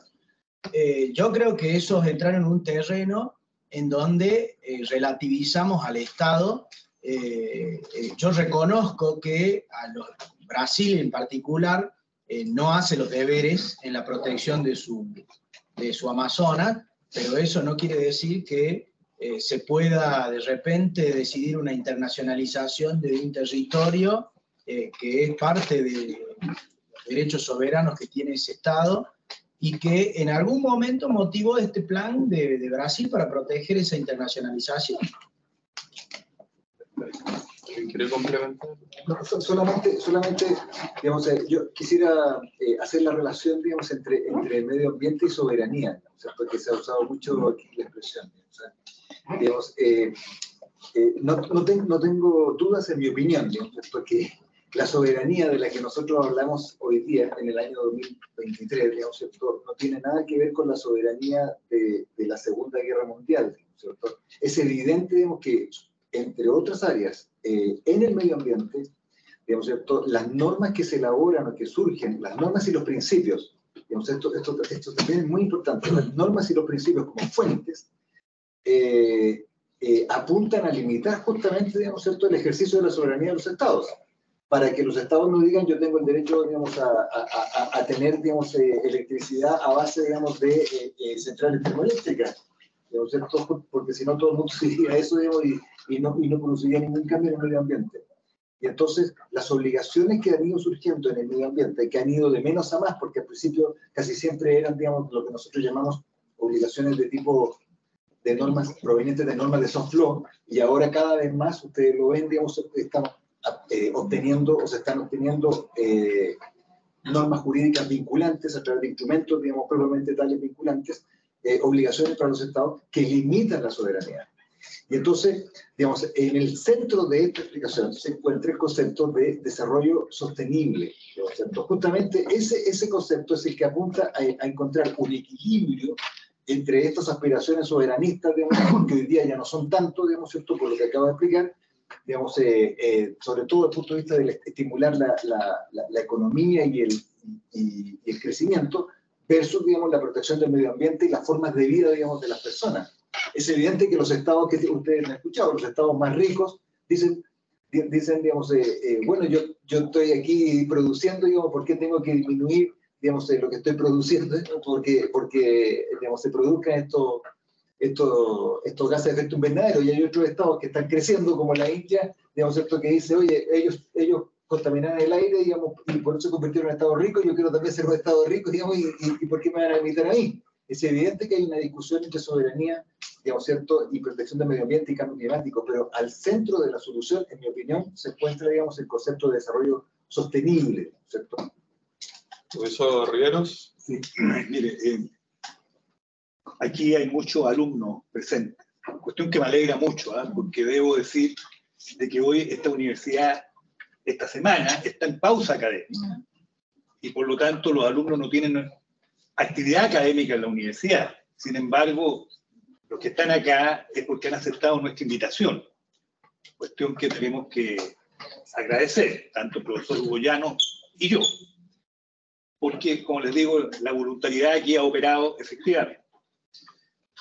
Mi pregunta es pensando en ello, porque se ha hablado, y mi pregunta va dirigida al profesor Gonzalo Aguilar, se hablaba acá de opinión consultiva.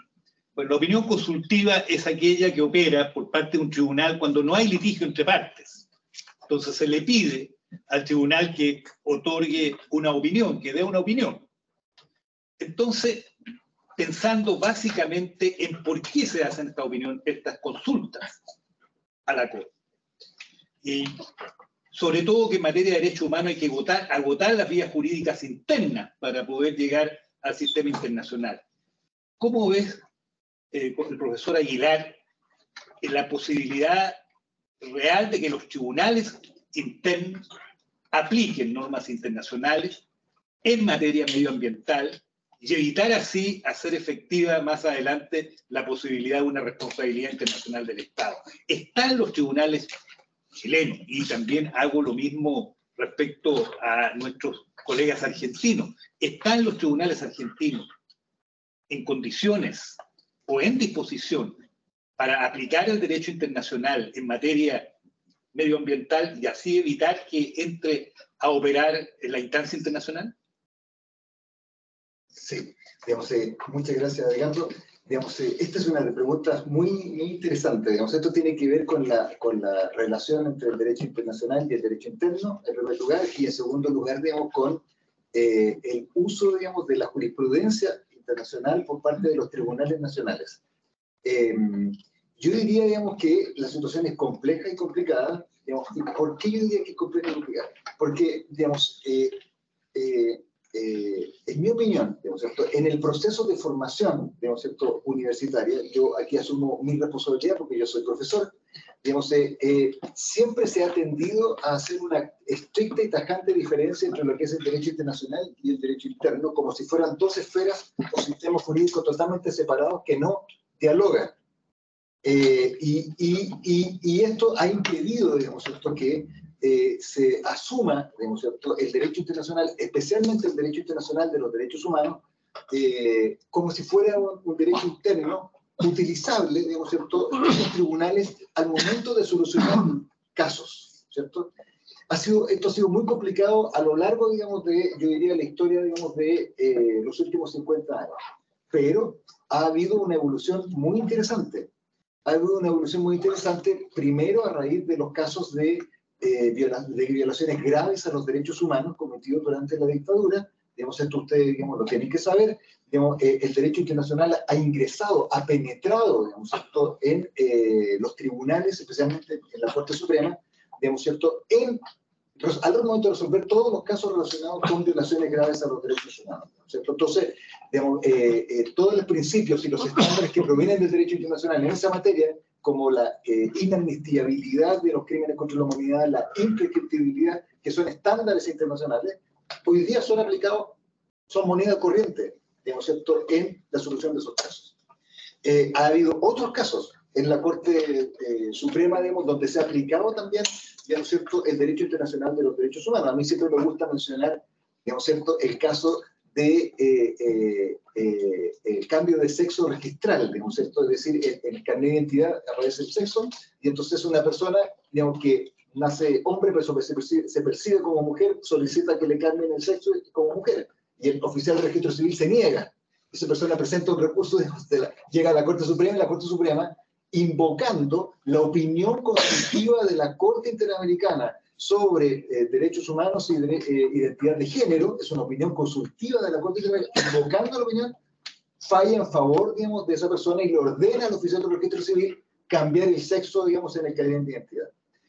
De modo que ha sido lento, ha sido dificultoso, fundamentalmente por un problema de formación universitaria, creo yo, digamos, en los abogados y los jueces, pero ha ido increciendo cada vez más. Me parece, digamos, que esta opinión consultiva que se ha solicitado ante la Corte para que fije estándares, porque la Corte va a dar una opinión en derecho, entonces va a decir cuáles son los estándares en derecho vigentes conforme al derecho internacional, digamos, ¿cierto? Del medio ambiente. Me parece que esa opinión consultiva, digamos, para Chile, que forma parte del sistema, digamos, ¿cierto? Va a proporcionar importantes orientaciones y guías a los tribunales, digamos, ¿cierto? Especialmente a los tribunales ambientales, que son los que se pronuncian sobre materia, pero también, digamos, ¿cierto? A la Corte Suprema a través de las acciones protectoras de derechos, esto también ya lo saben, el medio ambiente, y también al Tribunal Constitucional, digamos, ¿cierto?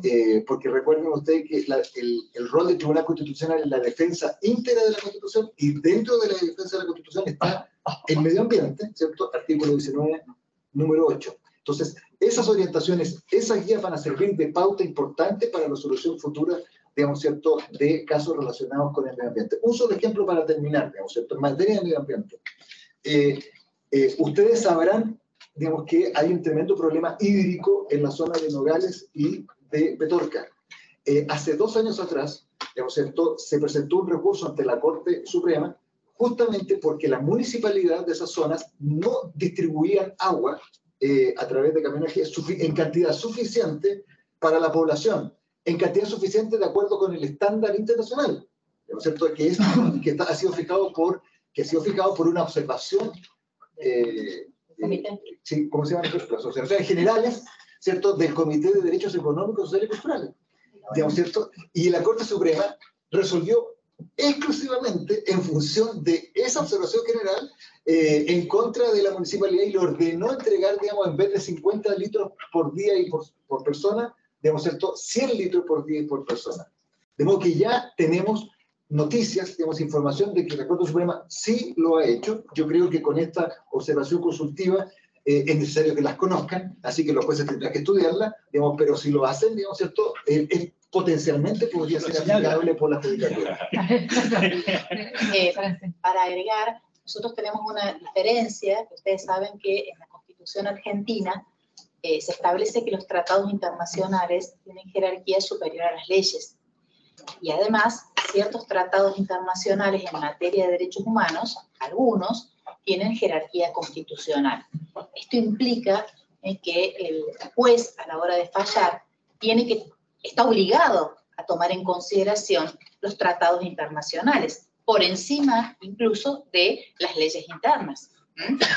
El problema en cuanto a la aplicación de tratados en materia ambiental por parte de tribunales depende más que nada, la Corte Suprema aplica, y hay casos bien interesantes, el del litio del año pasado, el de humedales, donde se aplican distintos instrumentos ambientales, pero luego cuando hablamos de, como Estado federal que somos, qué pasa en cada provincia, qué hacen los tribunales provinciales a la hora de fallar, cuánto aplican el derecho internacional, cuánto refieren a las interpretaciones que se han hecho, tenemos la sensación que en buena medida depende del conocimiento que tenga quien asuma, ¿no es cierto?, quien esté a la cabeza de ese tribunal. No es parejo, y no es parejo tampoco la aplicación que se haga bien desmenuzada de esos instrumentos internacionales, pero que se aplican es indudable, porque es uno de los supuestos de responsabilidad internacional del Estado, porque todos los tribunales están obligados por la jerarquía que tiene el tratado en el ordenamiento jurídico argentino.